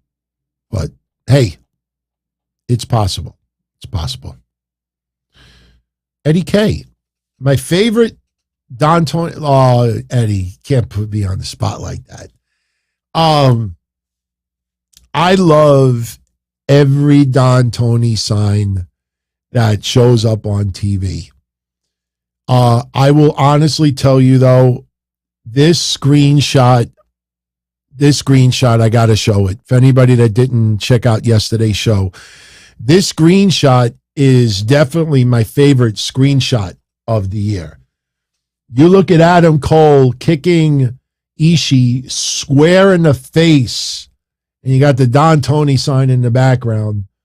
That was awesome. I mean, that is a great, great, great visual. Look, I appreciate everybody that brings a Don Tony sign. I will say this, and I brought this up last week. You know, Wednesday, you know, for people that don't know, Wednesday I went for my scraping of my prostate. They put a needle in there, they took samples, and they're examining it to see if my levels have gone up from last year. My levels went up, then I either have to get surgery or I have to get chemo. Period. It's not anything new on his shows. I didn't throw it out there last week to try to get sympathy after what happened on Monday. I actually even filmed a little video, which is on my Twitter, while I was at the doctor in the scrubs waiting to get a needle in my ass and get scraped. But I was so exhausted. I didn't get any sleep Monday. I didn't really get great sleep on Tuesday. So Wednesday, I got to my parents' house and I fell asleep. I did not watch Dynamite live. I woke up at around 11:30. I said, all right, I'm going to watch Dynamite. And I put the replay on the computer. And literally right at the beginning is CM Punk versus Dustin Rhodes. And by the way, Dustin Rhodes needs a name. If he's wearing blue and face paint and everything, you know, I think he should have a nickname with it. You know, I just, an opinion, but I watched them come out for the match, and right at the beginning, there's a Don Tony sign, center camera. And that felt good. That felt good because after everything that happened, to see people thinking about me, that's awesome. That's awesome. Now, I will say this. My two all-time favorite Don Tony signs on TV, I don't have the pictures in front of me. I know you've seen them. If anyone out there's never seen the second one, you let me know and I'll get a screenshot. I'll show you next show. The first one is obviously Saudi Arabia. Never ever envisioned that there'd be a Don Tony sign in Saudi Arabia. In fact, I take pride that the only two podcasts to ever have a sign in Saudi Arabia was Jason and yours truly. And my Don Tony sign got confiscated. And what was cute about it, this was about 2 years ago, and people online were claiming that the Don Tony sign was a tribute to Tony Khan. Like Don Tony, as in Tony Khan, he's a Don. He's the godfather. He's like the leader of wrestling. And then people who even hate my guts had to politely correct them, like, no, that's a podcaster that they're attributing that for. So that's my all-time favorite. The second one is, you remember that pedophile, Jared from Subway? Remember that dopey-looking guy with the weird lips that lost all that weight? He would always be a guest on WWE television. He was being interviewed once by Jerry Lawler at the announcer's table. And there was a guy right behind Jared with this giant green sign, like just fluorescent green sign. I'm a Don Tony guy. And Jared is being interviewed by Jerry Lawler, and right behind him was this giant Don Tony sign. And I couldn't stop laughing. That was awesome. He's still in jail. He is still in jail. Good. Let him rot in jail. Let him rot in jail. Yes, everyone, if you're enjoying tonight's show, hit the like button. I appreciate everybody hanging out tonight. I know we had at least 4 or 5 podcasts that decided out of nowhere, hey, let me do a Sunday night 8 p.m. And they have their right. But like I say, if you choose to tune into them live, I'm not saying not to tune into any shows. Never do that. But if you're going to tune into them live, don't expect me to answer your question in advance. No. All right. So should we open the phone lines? I think we should open the phone lines. Again, Charlie, I don't give a shit about January 6th. When you ask me, explain the lean, the only lean that I could explain to you is when I used to drive, the Linguini lean. Does anybody want me to tell that story, the Linguini lean when you used to drive? I showed that picture of me and my Buick from the early 90s, and you could see me in the car, and I'm actually like this. Or like this. I'm sitting in the car. I'd be like this. Now, the steering wheel is here, but you put your hand on the steering wheel, and when you drive, you don't sit at the steering wheel and drive. See, okay. The gangster lean. Is that what they called it, the gangster lean? We always called it the Linguini lean. But I have picture proof of me doing that in 1991. When I used to drive at Juniper Park, cranking my stereo, you didn't just, when you're behind the wheel, you don't grab the steering wheel and you drive like this with 2 hands. You don't even drive it with 1 hand when you drive around the park. Now, the center camera is the steering wheel. Pretend there's a steering wheel right here. When you do the gangster lean or the Linguini lean, you put your hand on the steering like this, and then you have your armrest on the side, and you would rest your body on the armrest. And some people, especially if they're short, I don't know if I could do it, but some people that are exceptionally short, they'd be like this. You wouldn't even see their head. Now I'm like all the way down. Okay, that's better. So that's what you do. You put your hand on the steering wheel, you lean against the thing, and you drive like this.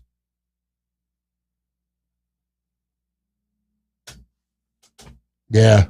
Cranking house music or techno. Marshall Jefferson, the Jungle Boys, Latin Rascals, house music all night long. Say what? All right, so let's open the phone lines. All right, let's merge them. Okay. See the phone numbers on the screen, they still work. So what I am going to do in a moment is, well, actually what I am going to do, putting the air conditioner on because it's freaking hot in here. Yeah, I'm going to post a picture of me with in that car. It's pretty funny. But all right, so in a moment, I'm going to open the phone lines. You're more than welcome to call in. Ask whatever you want. It doesn't have to be wrestling, but just all I ask, right to the point so we can get into as many as we can.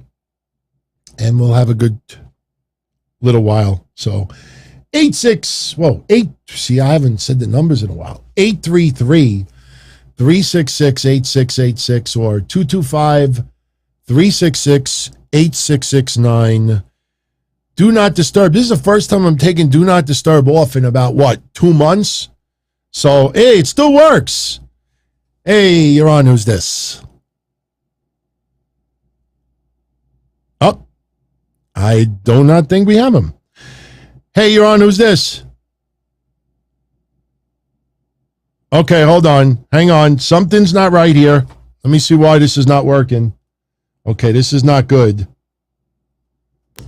Hold on a second. This should work. Hold on. Oh, my God. Oh, wait. Did I fix it? From the Patreon show. There we go. Now I can hear you. All right. What's going on? Oh, man, did you hear anything I just said? No, I felt bad. I didn't realize in the last 2 months there was I don't want to post your phone number, but I don't know if anybody could see this. Yeah, let me put it like this. Okay. If anybody could look at the phone, you see here where it says swap? That wasn't there 2 months ago. Apparently I have to hit the button that says swap. So in order to get someone on, but I got you now. So yeah, go ahead.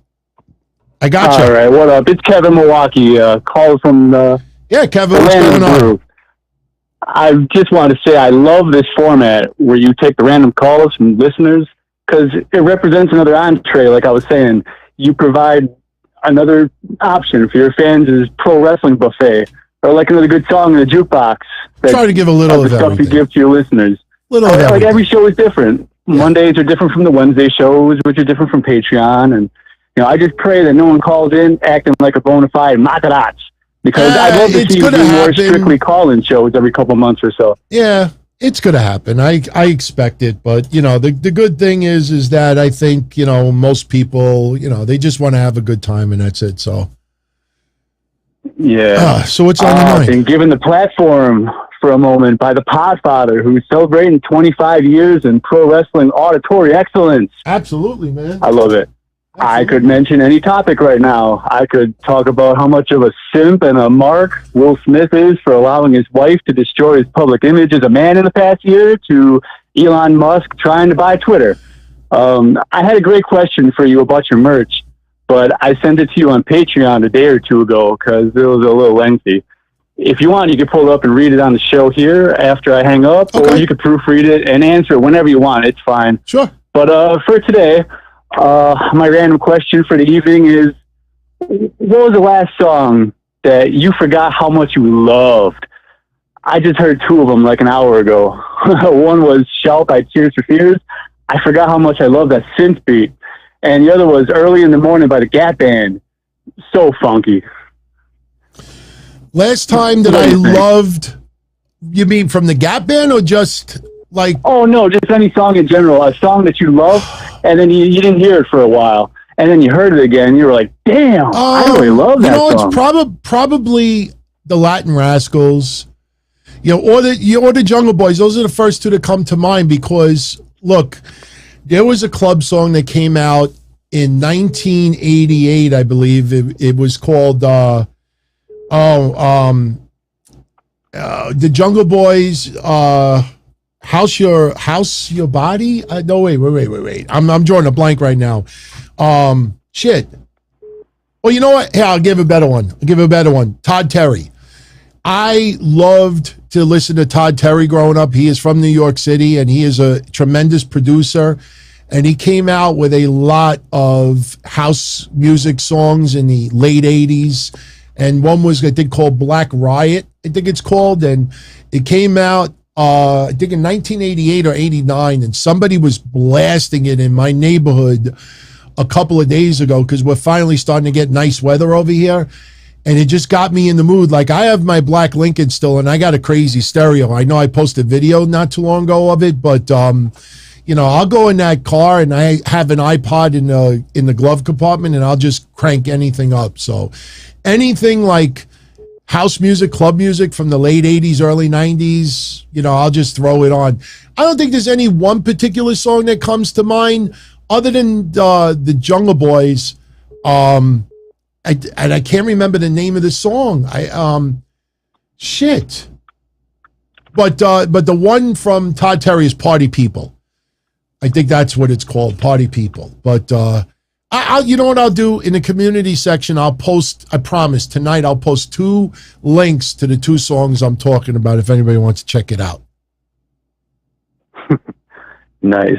Yeah, I'm a pop culture guru, man. The Message by Grandmaster Flash might just be the greatest song ever made about life in general. Yes. Or It's Like That by Run DMC. You know, hip-hop excellence. Here's a fun fact. Grandmaster Flash, when that song came out in the early 80s, they would censor out the word pissing. When he would say people pissing in the street, they act like they just don't care. They would censor out the word pissing. I do remember that. He also says the 3-letter F word in the song, too. Do they censor that out? They definitely... I don't remember that being censored out. They probably just reversed it. Too. Yeah. But Run DMC song, I mean, that's the song I remember from Fresh Fest 84, when that song, It's Like That, my friends would just crank it at the top of, I have that song on my iPod, and if you have like really good bass in your system, that song sounds pretty awesome. Mm-hmm. Yeah. Man, but you know what a great day. A non-club song, the other day, I heard Stairway to Heaven for probably the 15,000th time. But whenever Stairway to Heaven comes on in the rock stations here in New York, like I'll listen to the whole thing. In my office, I have a 70s channel. Yeah. That'll rotate, and that comes on, and I got to listen to the entire version from beginning to end. Oh, fantastic. Fantastic. This afternoon, the reigning world champion Milwaukee Bucks whooped the Bulls at their place, which got my Sunday started very nice. Nice. I absolutely hate the city of Chicago. They're a professional rival and a cesspool. And now your show to end the evening for a proper nightcap. Awesome, hey, your man. favorite wrestler real quick, Terry Funk. My favorite match of his was against the Nature Boy at Clash of the Champions 9 in late 89 in that incredible I Quit match. Yeah. Wrestling gold, DT. That's my favorite match with him and Flair. You know, I quit. Mm-hmm. I quit. And then I remember Gary Hart was a little pissed off. He's like, what'd you quit for? That was awesome, man. Because Terry Funk, you know, when they set up that feud, when he pile drove Ric Flair on the announcer's table, you know, it's stuff you don't normally see at that time. But Terry Funk is awesome, man. I love that man. It's sad to see him grow old. I mean, I saw a picture of him recently with Mick Foley, and, you know, he's at the finish line. I mean, it's just...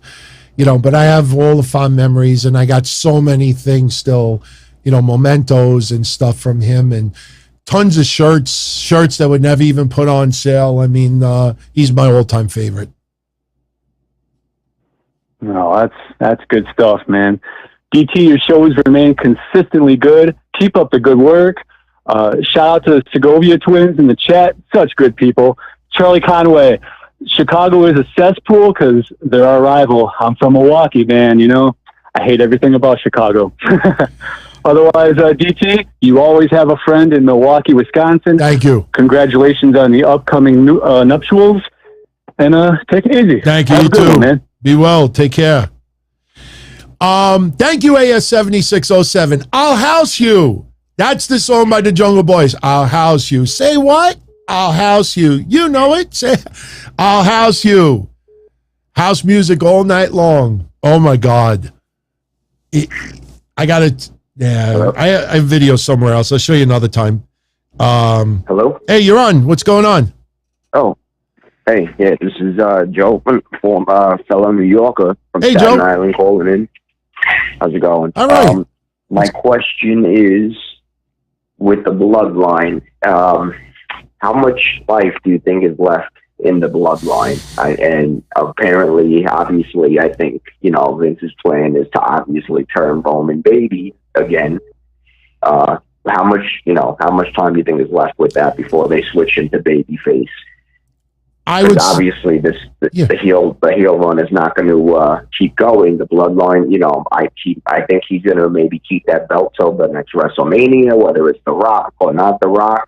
Because who is there? You know, you got McIntyre, you got very few people that could take that belt off him.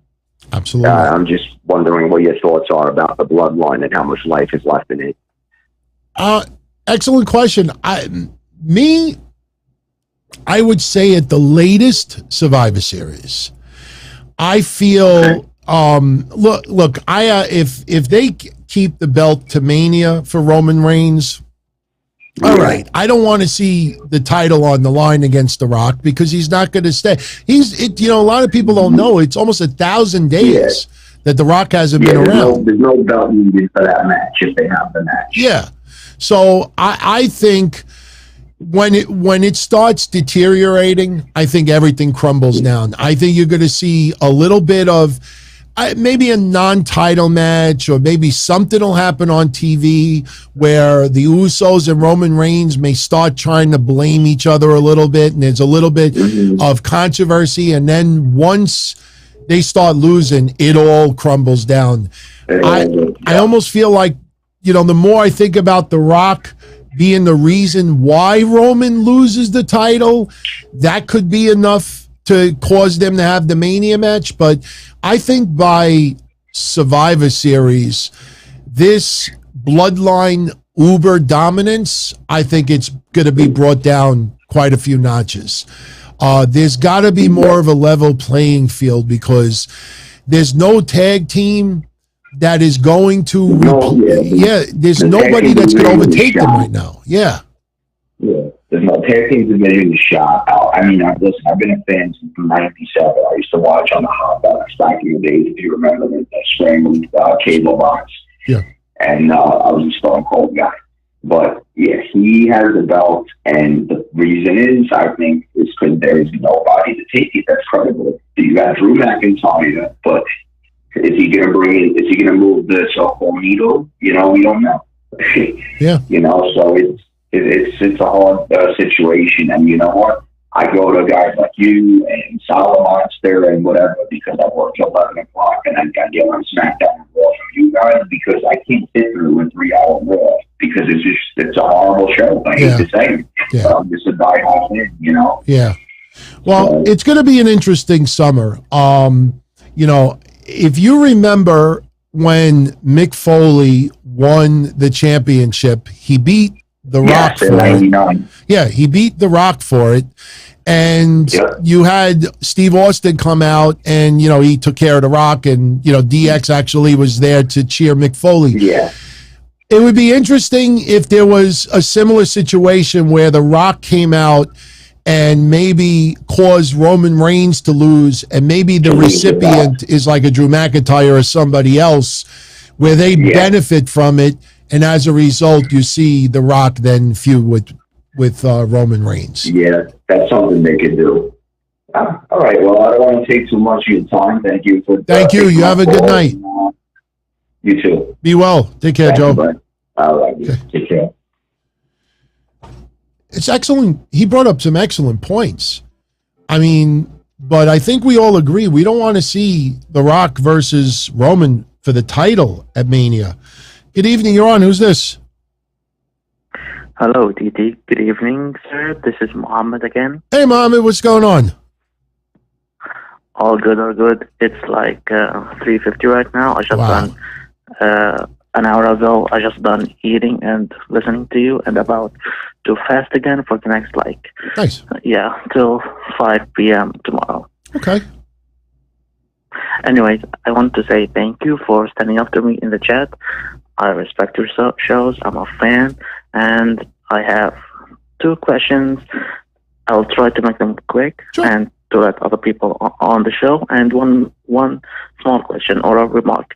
That remark is, how can we help you with instead of liking your videos? Because when I like stuff, it goes onto my playlist. And I would like to keep my playlist short to the stuff like I want to watch later. How else can we viewers help you?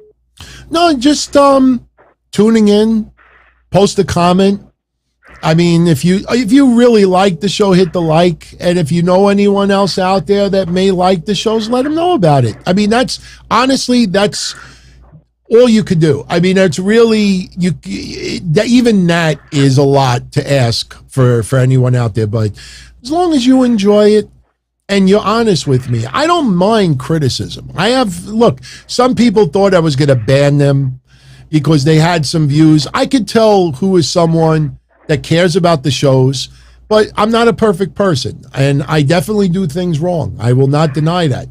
I can accept criticism. There's a difference between someone who critiques and somebody who is a troll. But, just be honest with me. If there's stuff that you think should be changed a little bit or adjusted or something like that, you tell me, and I could always, give an honest answer back. But as long as, you enjoy the shows, that's all I could ask for. That's more than enough. Of course. My second question is about wrestling. Now, I kind of disagree with you. I see your point with saying that less titles mean less opportunities, but I grew up with in a martial arts kid. You get the gold, the silver, the bronze, and to specify the scoreboard.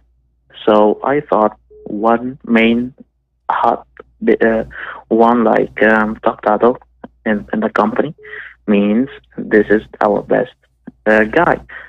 However, they can have like this cruiserweight, anyone that is this weight, like they can vary in their championships. So it means more opportunities, and championship means something. If I'm a cruiserweight, I cannot challenge for the heavyweight. If I'm a heavyweight, I cannot challenge for the cruiserweight. Right. Cruiserweights now are fun. So can you see a way where one top title can make a point? Yeah, the only way I see the current situation, like I still believe this is temporary. I believe the unification is being done for, one, to cover up those weaknesses of the divisions right now and the lack of number one true contenders to be champions right now.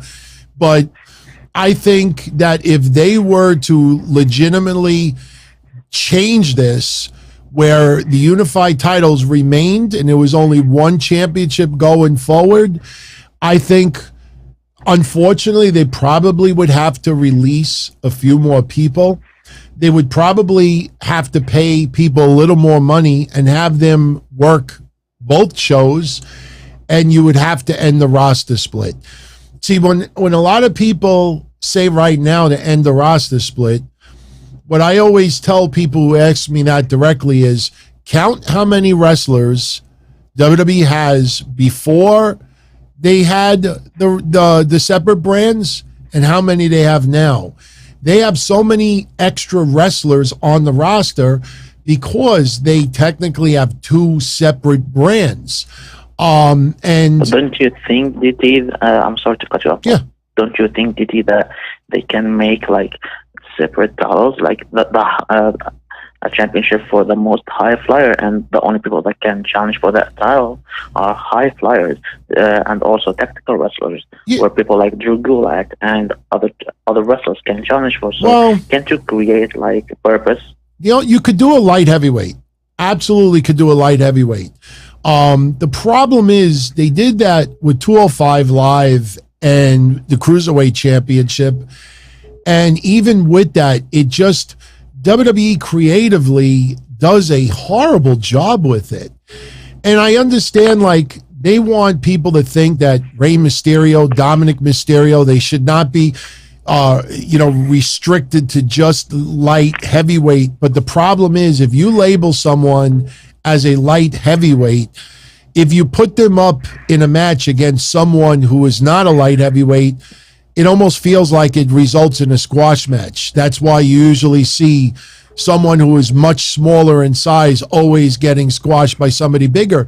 But with the exception of Ray, all right, he actually goes toe-to-toe with the big guys. Ricochet is a smaller guy, yet he still goes toe-to-toe. Finn Balor is a little bit smaller than I think people realize, and he could go toe-to-toe with anyone. So in many cases, they don't want to restrict someone solely because of their size. WWE has not had a good track record with light heavyweights. But, the U.S. title, the Intercontinental title, that is still an extra title that was not around when there was no roster split. They had the European Championship. They got rid of that. They had the Hardcore title. They got rid of that. The 24/7 title is junk. I think what'll happen is if the roster keeps getting smaller, then they might be able to get away with the titles that they have now, and it's just a bigger challenge for people to up their ante. But I just feel that, you just, if the Usos beat RK Bro, which I believe they will, it's like, who is going to be the next challengers? Maybe the Street Profits.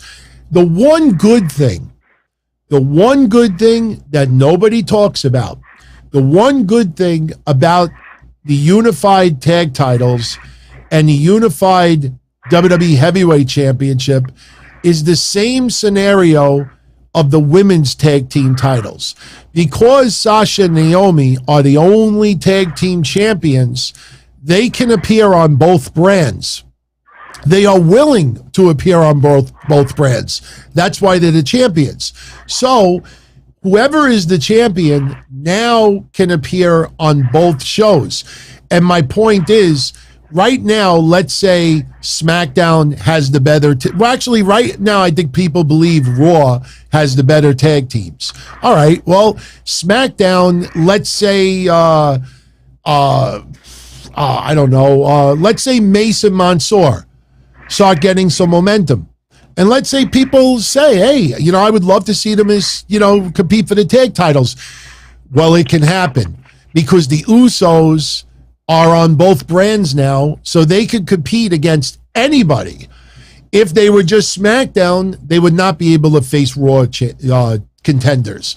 So if there's any plus about this right now, if somebody catches momentum on Raw or on SmackDown, WWE has that flexibility to say, okay, Usos could fight these people for the title on SmackDown, and they could fight these people on Raw for the titles.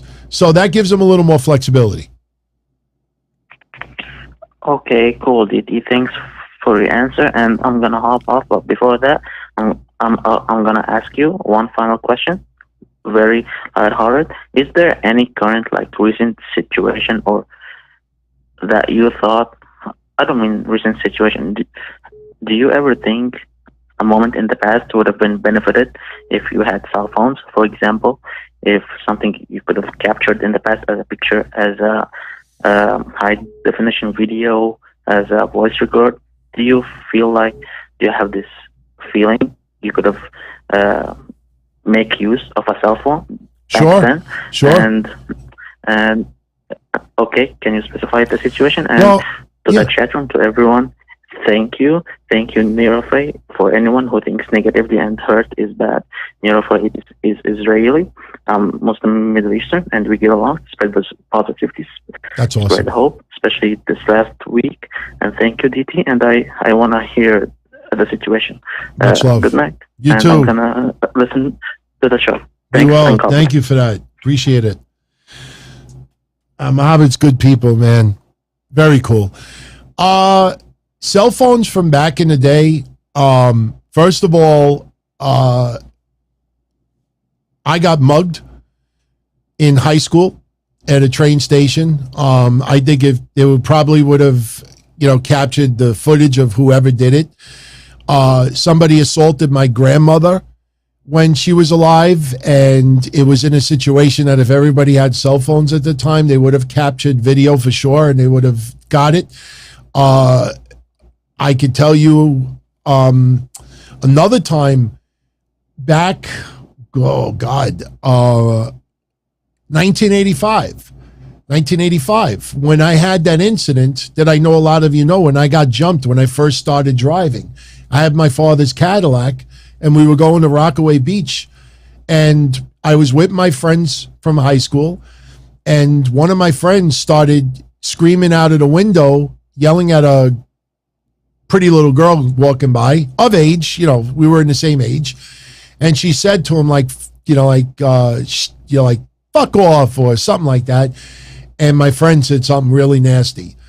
And next thing you know, because we were online to go through the toll booth, because you didn't have Easy Pass back then, my car was surrounded by people with baseball bats and 2x4s, and fucked up the car pretty good. And if we would have had cell phones at that time, we would have been able to capture some of the footage as it happened. Road rage incidents back in the day, shit that happened at the club. My friend's sister got grabbed once on the dance floor. That, just a lot of situations. I mean, we forget about a lot of things. I tell you the other things too. The time that I felt like $1 million when I was in grammar school, my friend Sean, that I am still friends with to this day. At that time, we hated each other, and he bullied me in school. He did a lot of shit, and one time we were at this, and I've told this story before, we were at this Polka Dot Deli playing video games, And I think he unplugged my game or something. I don't remember. I was playing Jungle Hunt or something. And we started yelling at each other. And he's like, I call you out. Back in the 80s, if you wanted to fight someone, you would say, I call you out. And then the other person would say, I accept. So he called me out to a fight, and I accepted. And I swear on God, I will never do a show again. I swear on my parents. We left the deli. It was 2 groups of people. He was about a block ahead of me, and we were walking towards Juniper Park, 78th Street. We were going to have the fight right there. And I'm not a fighter. I mean, I'm not a fighter. I'd probably get my ass kicked. Anyway, 2 groups of people walking to the park, and some people are like psyching me up and everything, and I didn't know what was going to happen. He put me in a headlock. And because I was a wrestling fan, all I did was pick him up and fall backwards. That's a fall away slam. I kid you not. He put me in a headlock. If any of you ever get into a fight and somebody puts you in a headlock, just pick them up and fall backwards. That's all I did. He lost the wind. He got the wind knocked out of him. He's laying on the floor going like this. He couldn't breathe. Everybody that was there would pat me on the back. Oh, you kicked his ass, this and that. I did one move. I felt like $1 million, though. I mean, you're talking, what, how old was I? 13? And everybody, yeah, you got him. Like, you beat him up, this and that. And I felt like $1 million. And all I did was land one move. I just picked him up and fell backwards. But we became friends after that. And actually, I probably have to, remove this person from my personal Facebook page because I guess he's not my friend anymore. But, he knows the person I'm talking about. He's on my Facebook page still. I'm friends with this guy, Sean, to this day. So, all right. Want to take a couple of more calls? Should we take them out? Yeah, go ahead. Hey, Your Honor, who's this? Oh, we lost him. Hey, DT, this is David. How you doing? Hey, what's going on? I'm hanging in there. It's just a little disappointed for today. I got a mail saying that I have to go to jury duty. Oh, damn. Dude, I'm not telling you what to do. I think I threw mine out. I was supposed to go about a month ago, and I completely forgot. Because on the paper, it says that you could call and you're on standby when you call, but if you can't make it for some reason, you could call them up and you say that you got a sick relative right now, or, you're working during the day, this and that. You can postpone it at least once. Me, I just threw mine away because I forgot to call on the date that they told me to call. Yeah, man. I mean, I'm just saying that, like, this isn't the first time I went to jury duty because, like, I've done this back in 2014. So I'm like, if I got to do it, I got to do it. I mean, unfortunately, it's the law. I know. I have people in my neighborhood. They could be lying. But I had one guy that's in his 70s now that actually said to me like 6 months ago, he said, fucking got called for jury duty again. And I said, oh, all right. He's like, I throw them out. He says, he's been throwing them out his entire life, and they've never threatened to arrest him or anything like that. You could always just say, look, I never got it in the mail. When they send it to you certified mail, that's when you got to worry. Yeah.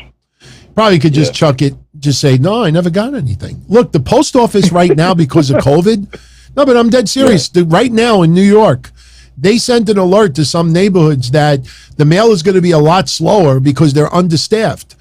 So all you got to say is, look, I never got anything. So if they really want you that bad, they'll send it to you certified mail. Then you can't back out of it because you signed for the paper, then they know you got it. Yeah. But, like I said, I got to do what I got to do because, like, look, the best thing to do is just get it over with because after that, they're not going to call you up again for another 6 to 8 years. Yeah. So, like, you know what I mean? So, but, I wanted to tell you, man, I got to go to a big event last month and I met a lot of legends over there. I met your friend, Mr. Big, the guy you was telling me about, and he confirmed that, yes, he did help you out in the indies back in the day when you was around in 2006. I was like, oh, so DT was telling the truth the whole time. So I'm like, man, that's good to hear, especially from Mr. Big. Like, he confirmed all of that. So yeah, you heard it here. Like, he's telling the truth. When Big was being interviewed that time on video, the person that asked the question, worded the question completely different than what the question was. So Mr. Big was answering it honestly, but no, that man helped me tremendously. And, I've said this before, he used to bounce security for a restaurant called O'Neill's in Maspeth, Queens. And if he's hearing this, because I know he tunes in once in a while, he will tell everybody, I used to go to Maspeth and just hang out with him all night. He would be doing security. There'd be, outside everybody, hanging out, drinking, everything. And I would just hang out with him and he would be doing security. And I would just hang out with him all night. And I did that many, many times with him. Mr. Big is one of my favorites ever to come across in wrestling. And I'm still offering him money. He's got the footage of me managing against, I managed Homicide and Reefer, I believe it was, against the Sandman and Raven. And Sandman Singapore caned me a few times. We were in Spanish Harlem, and I sprayed air freshener everybody around the front row because I thought they smelled, and everybody in the front row was from Spanish Harlem, so you could guess the nationality that they were. And it's my favorite moment ever doing anything. And he never released the footage on home video. He never put the event on home video, I think because nobody did commentary. But if he has that footage still, commentary and no commentary, I'm willing to give him, take care of him comfortably for that. So, but I don't think that footage will ever see the light of day. Damn, that was the question I should have asked him. I'll see him again. I'm going to ask him next time I see him. I got to find him online because I know he's online. Yeah. So I want to ask you 3 questions. One of them is about MJF. So his contract is going to be expiring on January 2024. Now my question to you is, where do you obviously he's going to show up in WWE, but in which pay-per-view do you believe he's going to show up in? Royal Rumble or WrestleMania? If he works out a deal, probably WrestleMania. Because I think MJF, look, based on his character and his attitude, it would not surprise me if MJF, if he were to sign with WWE, if he went online and just says to everybody in AEW, bye, or, go fuck yourselves. Like, not really mean it, but just to be a douche and say that. But I think that the negotiations would be more than a couple of days. So if his contract runs up in January, would not surprise me if it takes a month or so to work out a deal. I also believe that they probably would have to repackage him to some extent, and that's going to take a little bit of time. But do not forget, I also believe, this is something nobody brings up, would not be surprised if Tony Khan, before 2024, offers MJF a renegotiation for another year or two. I think Tony Khan, if he really wants to keep MJF, what he should do is seriously try to find a way to maybe sometime in 2023, renegotiate, add an extra year to the deal. Listen, look, would you stay to 2025 instead? I'll give you $3 million, something like that. And then we see if he takes it or not. I mean, look, I don't think if MJF is offered a comfortable, huge amount of money, I don't see why he wouldn't take it. I mean, he made his fame in AEW. AEW gave him a lot more freedom that no other promotion, big promotion, would have given him. He wouldn't have been able to say half the things he did to get him as fans angry as they are. So don't be surprised if you start hearing news in 2023 that Tony Khan is trying to work out renegotiating or, reorganizing a deal to add another year to it. I mean, you're going to have to make some serious money off of doing that. Serious money. Yeah. For a contract. Yeah. It's pretty serious. I mean, especially for MJF, as far as his character and his wrestling skills go, like, yeah, you're going to have to come up with a great contract negotiation. Sure. So my second question is, I got a feeling about this. I don't know about you, but there's a little speculation. Obviously, Braun Breaker, guys gotten much better, and he's getting really big as far as like popularity and talent.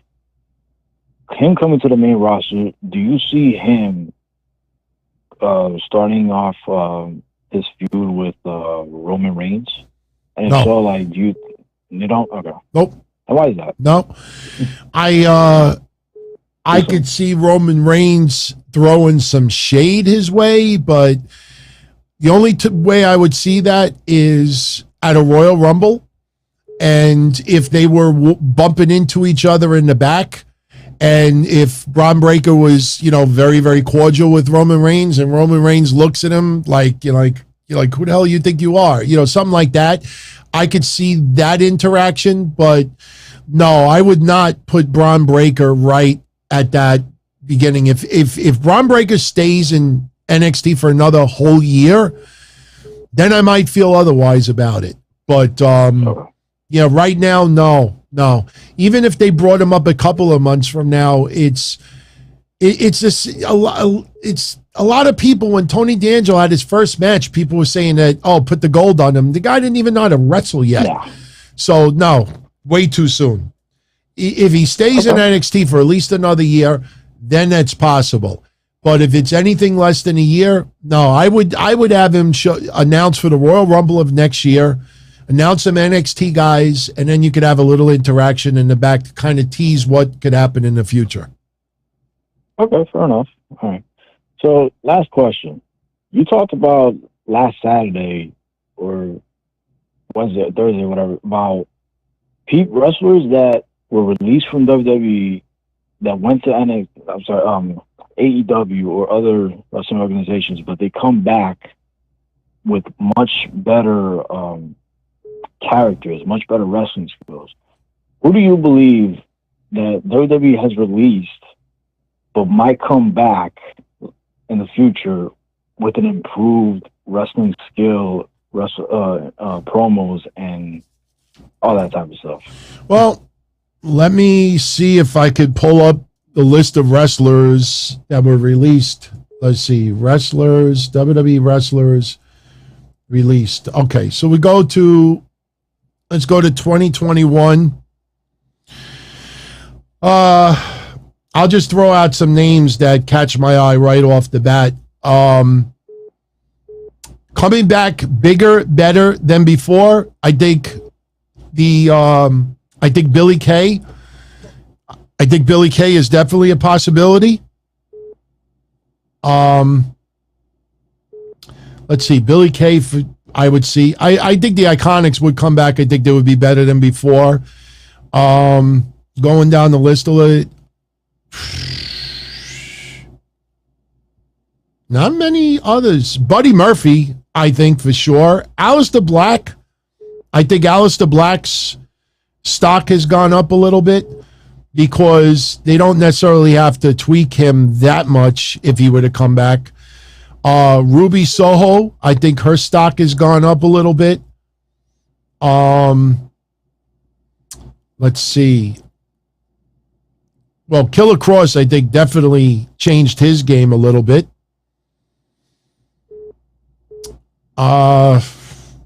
Never say never about Adam Cole. I mean, those are a few right off the bat. I mean, I think they definitely could come back better than they were before. Swerve Scott, I definitely could see Swerve Scott. If AEW can get him to the next level, I see Swerve Strickland. He could possibly come back as well. Other than that, not really too many others. Tony Storm already had the talent, so Tony Storm could, but I don't know if she really needed to, put it together. And she's the one that requested a release anyway. Yeah. So those are a few right off the bat that I would say. Mirdo for sure. Absolutely, Mirdo. I was just looking at, 1 year. But yeah, Mirdo, absolutely. Mirdo might be at the top of my list. Beardo is probably at the top of my list. Yeah, Matt Cardona. Definitely Matt Cardona. FTR. Absolutely FTR. So there's a couple of others. I could see those guys as well. Yeah, man. I mean, I guess one time will tell, and hopefully we'll see them in the future. Sure. Anyways, DT, I'm gonna let you go. All right. Awesome, man. Talking to you. Same here. Same here. Talk to you. I'll be able to do a little private talk like before. Yeah, we will. We will. It's just, now, since obviously that happened, it'll probably just be me, but it's all good. I know. It's all good. Yeah. Man. But anyways, you take care, man. All right, you too. Have a good night. All right. Okay. All right, bye-bye. All right, I think we're going to take two more. Hey, you're on. Who's this? All right, Don Tony show. I'm on. Yep.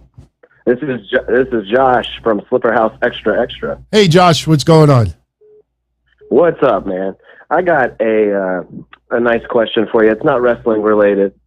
I can tell a lot about a man by the socks that he wears. I just want to know what kind of sock man you are.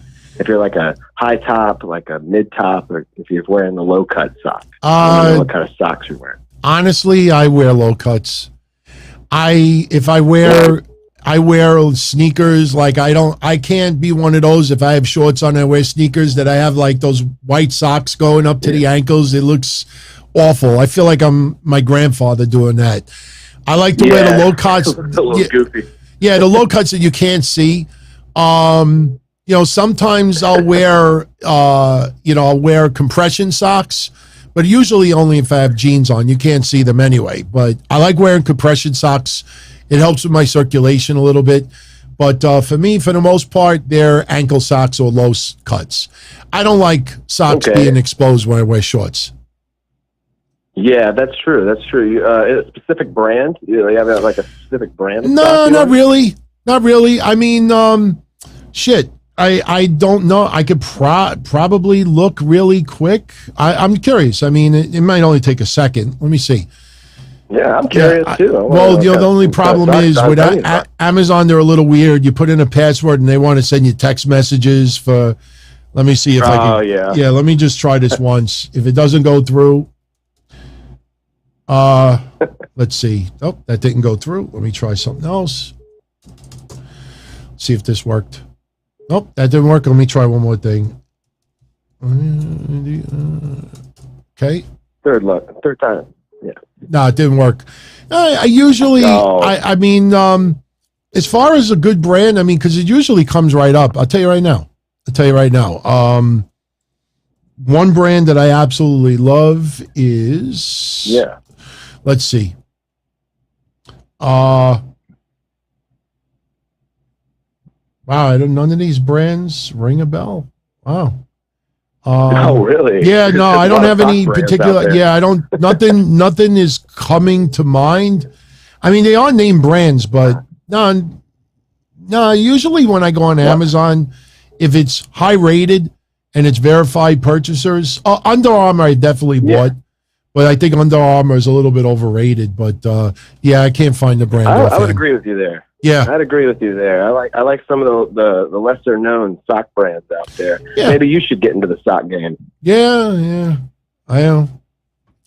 Yeah, some DT socks. I would rock those. Some low cut. I had them a while back. I had Don Tony socks, and I also had Don Tony flip flops. I had the logo cut in half, but Oh, you did? Yeah, that was a long time ago.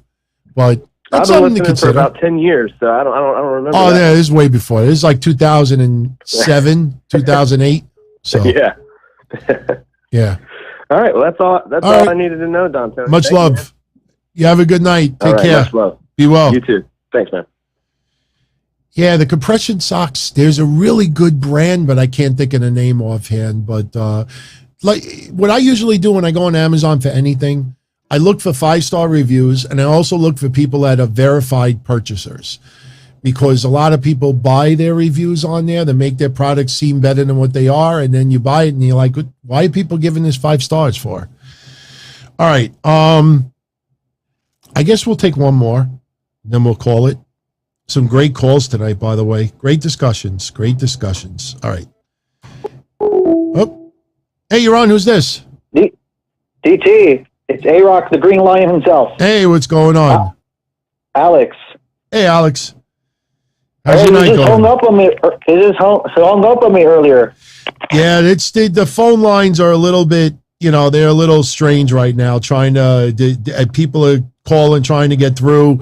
It's just, it's phone lines get like that. So what's going on?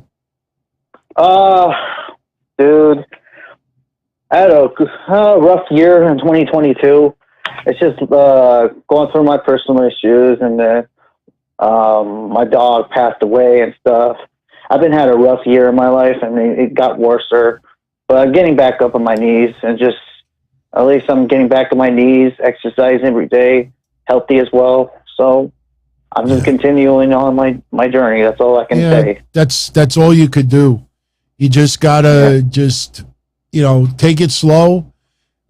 What things that happen. This is really not comparing, but I had a dream last night, and but I had a dream last night. Yeah, I know. And I don't know. I was thinking of it was whatever it was years from now, and Bryan Danielson was retired, CM Punk was retired, Randy Orton was retired, and whatever I was dreaming, it was I probably had it on my mind because Monday on Raw they're going to do 20-year celebration for Randy Orton. So probably because that was on my mind, I guess I indirectly dreamt about it yesterday. But when I had this dream, whatever it was like a tribute, and all the wrestlers were retired. And I don't mind saying this. I actually almost tweeted this morning. When I got up, I was very, very sad, extremely sad. And and my immediate reaction was to go on Twitter and say, listen, everybody, thank you, Bryan Danielson. Thank you, CM Punk. Thank you, Randy Orton. Thank you, John Cena. Thank you to all of you. And you all should be thanking them as well, and stop this hate, because 5 years from now, they're all going to very well be retired, and you ain't going to see them no more in the ring. So whatever it was that I was dreaming, it was a little bit sad that, I think we take for granted sometimes the fact that what we enjoy now, like Vince Russo, I think it was Vince Russo, was watching a Don Mattingly special on the MLB Network 2 nights ago, and he was almost in tears because it was a tribute, but it said that people you enjoyed, are no longer active, and you see people that you enjoyed from the past that are now very old, that some leave us. So the point is that, you got to try to just enjoy yourself, have a good time, and appreciate what you have. Appreciate what's around now, because, tomorrow is never guaranteed. A year from now could be much different for some of these wrestlers. And, when situations happen, there's no Band-Aid. There's nothing that's going to make everything feel good again.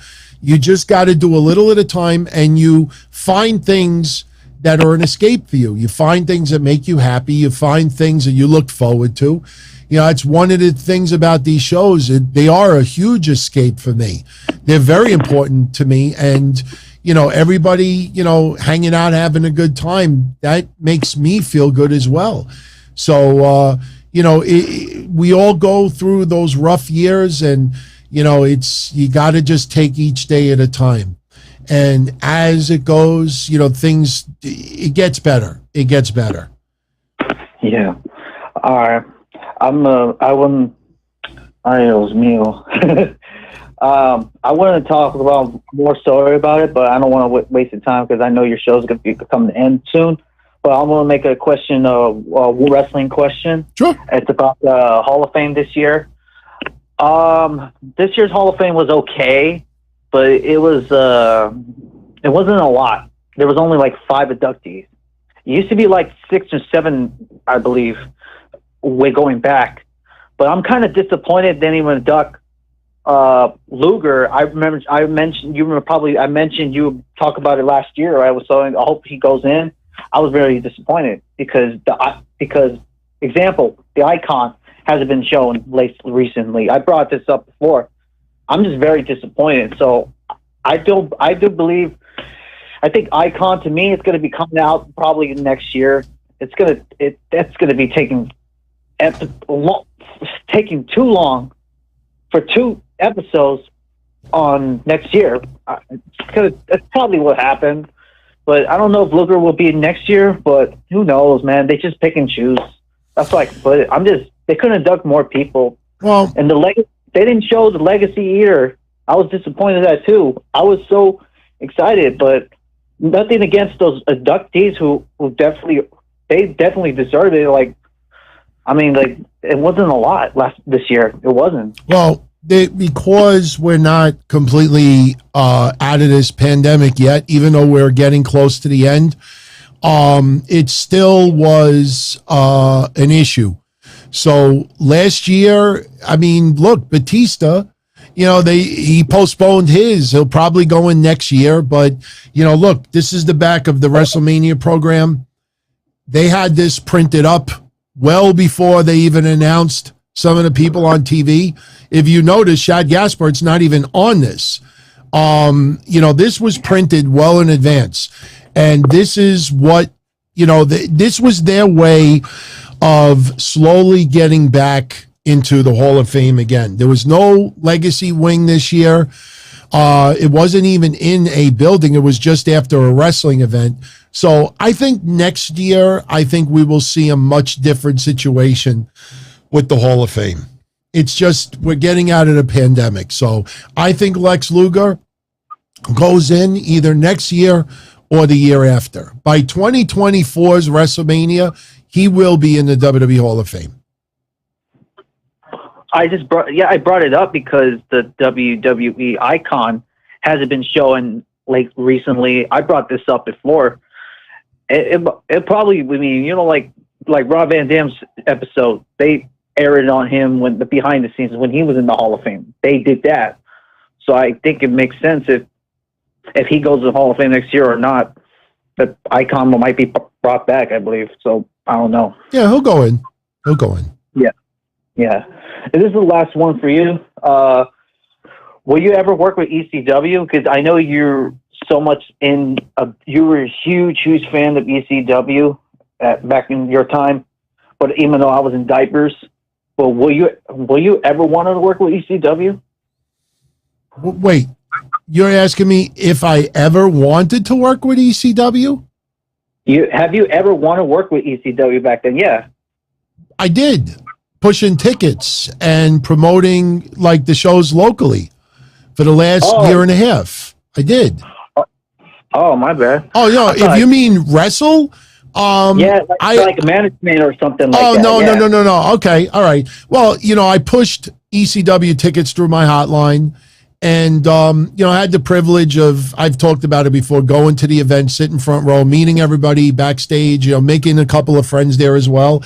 But I fantasized about it and I actually trained a little bit with friends, but then I had my car accident and that was it. A couple of years later, when I was able to push tickets, physically I was in no condition. So no, I mean, I never ever considered wanting to be a manager or take bump or anything like that. No. I mean, once I stopped pushing tickets for them and then had the privilege of doing some stuff for XPW, then that led to the Masked Maniac when I was getting a lot of attention online and a lot of people were saying a lot of shit about me. That was the first time that I actually thought about, because it was my friend Louis that said to me, why don't you do something? Why don't you be a manager? All these people that troll you online, give them a reason to piss you off. And I thought about it and I'm like, could I do it? And I said, all right, I'll give it a shot. And that was 2004.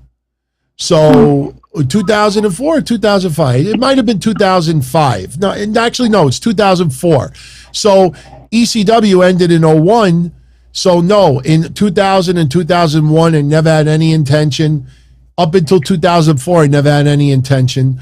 But, the people that were trolling me online, they're the ones that led to me doing it. So, no, I would have never, ever thought about wanting to do something in ECW. Especially after the mass transit stuff and everything. No. I wouldn't want to insult those guys from doing that. No, never thought about it. All right, DT. It's good from hearing you again. Thanks for the question. Hope we get the call, doing the next call, and hopefully next year. I know you got a lot of ventures scheduled that you're going through. You've been busy. I like being busy. The more I'm busy, the less time I have of being depressed about other stuff. So it's all good. All right, DT. Thanks for the question. That means a lot. It's good for hearing you. Hope keep your show going. That's all I can put it. Thank you. I appreciate it. Take care. All right. You have a good Sunday night. You too. Take care. All right. We ended up going an hour longer. We took an hour's worth of calls. Excellent calls, by the way, every single one of you. For everyone that couldn't get through, I am sorry. I promise you next week we will do calls again. I mean, I'm looking at it right now, is 177 missed calls. Now, yes, I'm sure some people are probably hitting redial and everything. The beeps, I know some of you would complain about the beeps during the calls. There's no hold feature here. So if I'm on with someone and someone is redialing, it's really not going to lead to anything. So, once the call is over, that's when I would probably hit the dial. But next week, I will definitely open it up even longer. I promise. You have my word on that. So, yeah, it was good. Fun night tonight. Fun night. I thank everybody for hanging out. We had some great convo. So it is 10:30 here in New York. So I'm going to jet out of here because I still have to put a synopsis together for tonight's show and put it online for everyone. So on your way out, if you enjoyed tonight's show, hit that like button. That does help with this algorithm. Gets me a little more exposure. Monday night after Raw, I will be here. We will definitely talk about Raw, 20 years of Randy Orton. That'll probably get interrupted by the Usos. If anything's going to happen with Roman Reigns at Backlash, something needs to go down, I would think, tomorrow. A hint of something. Everybody thinks now it's going to be Drew McIntyre at Backlash with Roman and not Shinsuke. I'm not sold on that yet. It seems awfully quick to do something like that. I don't think anybody wants Drew McIntyre to be burned through this fast. And I also believe nobody wants to see Roman and Drew feud for 4 or 5 months. So I'm not sold on Drew McIntyre being the one, but hey, anything is possible. So tomorrow I will be here, 11:05 p.m. after Raw.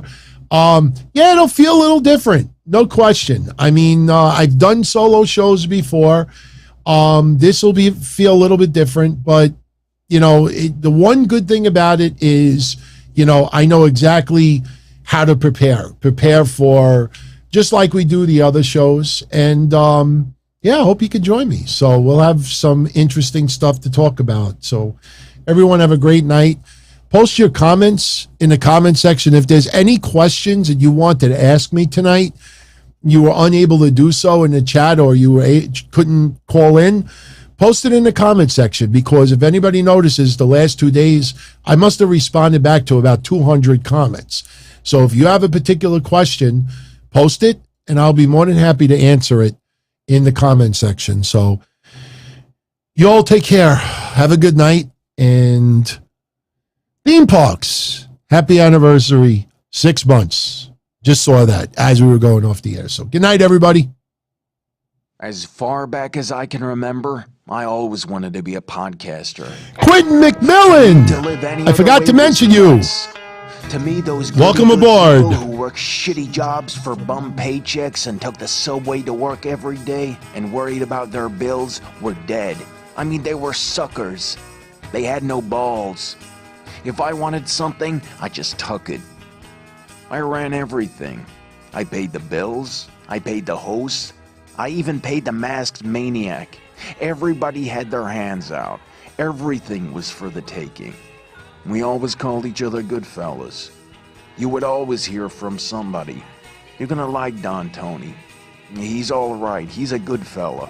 He's one of us. But if you're part of my crew, nobody ever tells you they're gonna get rid of you. It doesn't happen that way. There weren't any arguments or curses like in the movies.